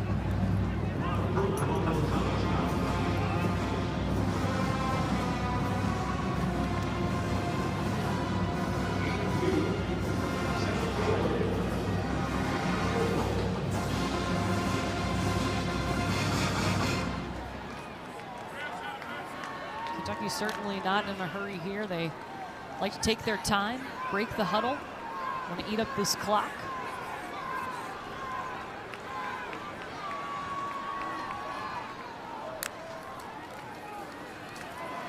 Sumo-Karngbaye. Touchdown!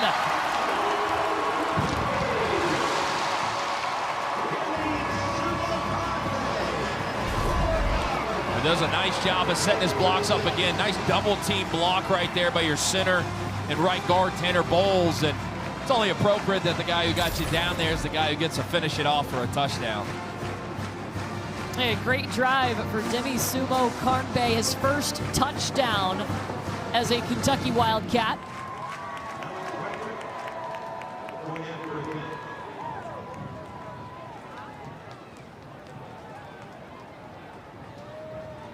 And Alex Rayner for the PAT.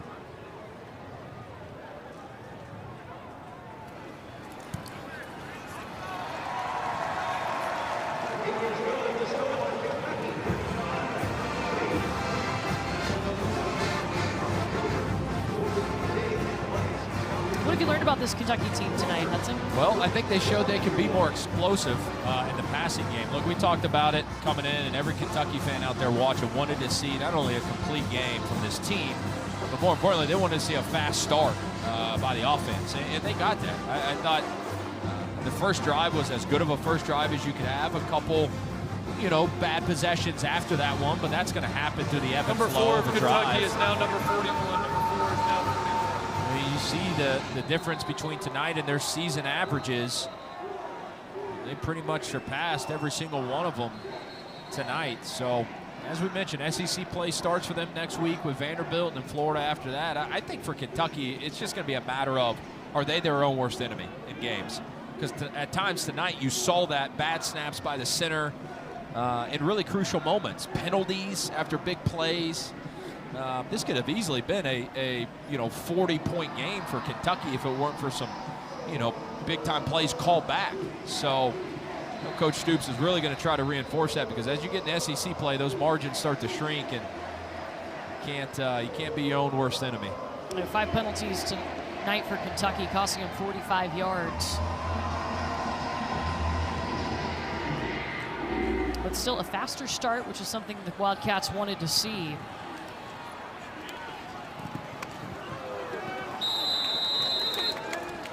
And that return to the 19-yard line for Akron, right?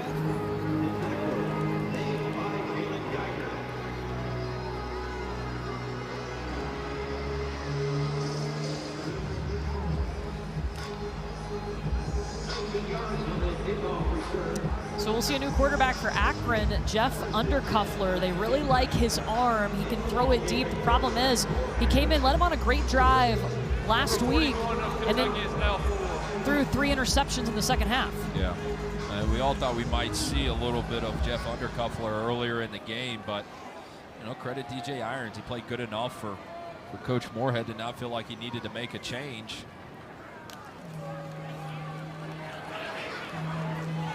Over the middle, quick pass to TJ Banks to the 24-yard line.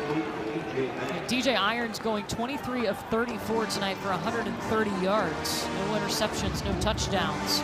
Rushed for 30 yards.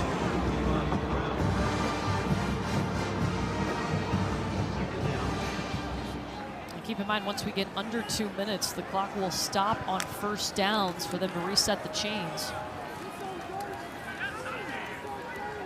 So Lingard about a yard short of moving them.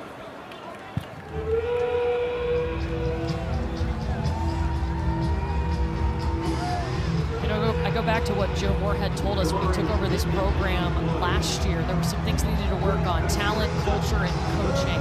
They definitely have upgraded the talent this year. You've seen flashes of it, and DJ Irons is a little bit better than he did last week. Yeah, he does. I think he's beginning to get more and more comfortable as a passer, and I think it'll be interesting to see and follow them. Do they play 2 quarterbacks or just stick with DJ the entire year?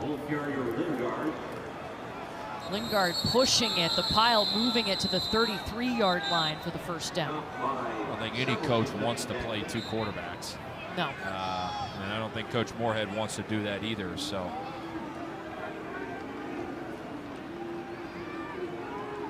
First and 10, Akron, the ball on the 33.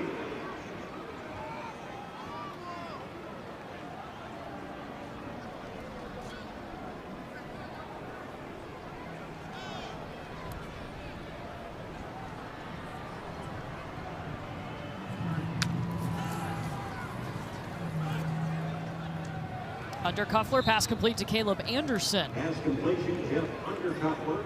You see the arm talent for Yeah. sure. I mean, you can see why. I mean, even there, throwing that comeback route to the field on time, good rhythm, feet up underneath you. He's got plenty of arm talent. I think for Jeff, it's just a matter of decision making. You know, I asked Coach Moorhead what was the common theme in some of those interceptions last week, and he just said being late. So, you know, as he gets more reps and maybe more live reps, continues to get comfortable with the system. And that's a dangerous pass. Miles Walker was in the area, but so were a lot of blue jerseys. And here comes third down.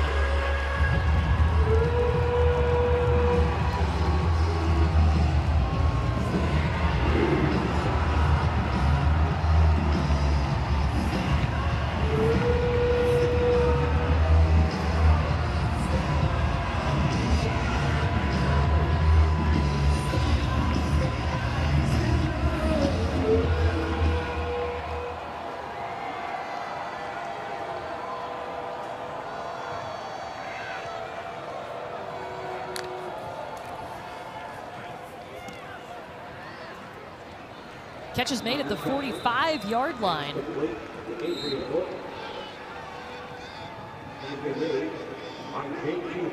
Adrian Norton with the grab. 4 yards, first and 10 to 45.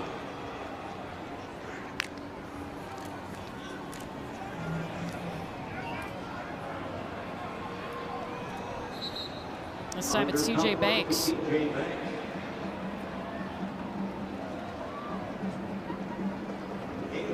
Luke Fulton forces him out of bounds.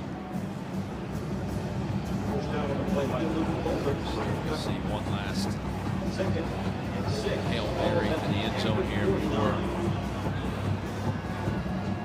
the game ends. Undercuffler certainly has the arm to do it.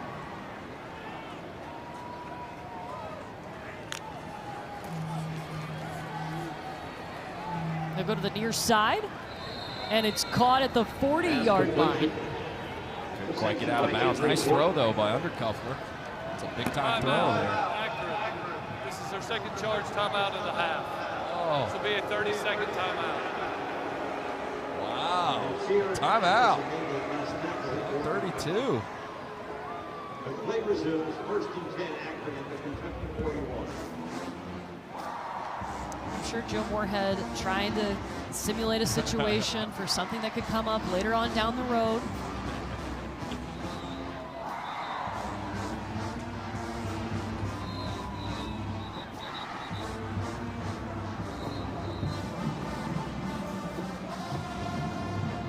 Wants that one final, just one, at least one attempt to the end zone.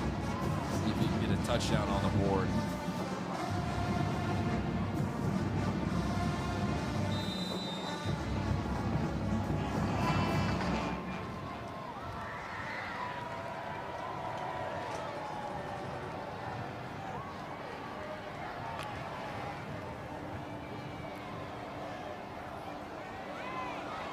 Lingard with the catch out of the backfield. Stepping over guys, stays inbounds to the 13-yard line. He'll get out of bounds. Looks like Akron's Timeout, Akron. This is their final charge timeout of the half. Told This will you. be a 30-second timeout. They want that touchdown. Wants that touchdown.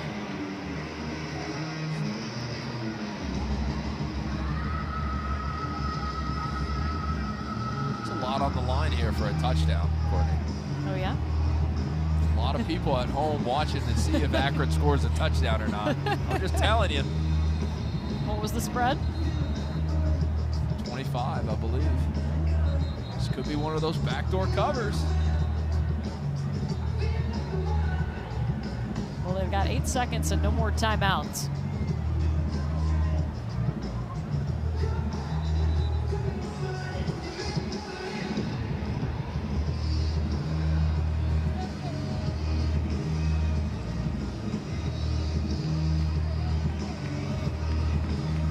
First and 10 for Akron at the UK 12. First and 10 of the 12.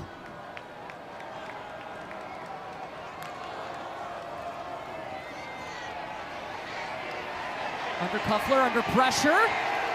Oh. Sacked. No touchdown for you.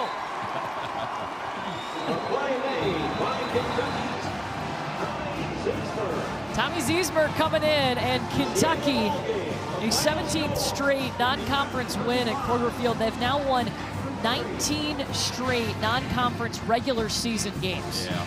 Mark Stoops done a phenomenal job here over his 11 years, and this is just another example of it. Kentucky fans should feel great. This team should feel great.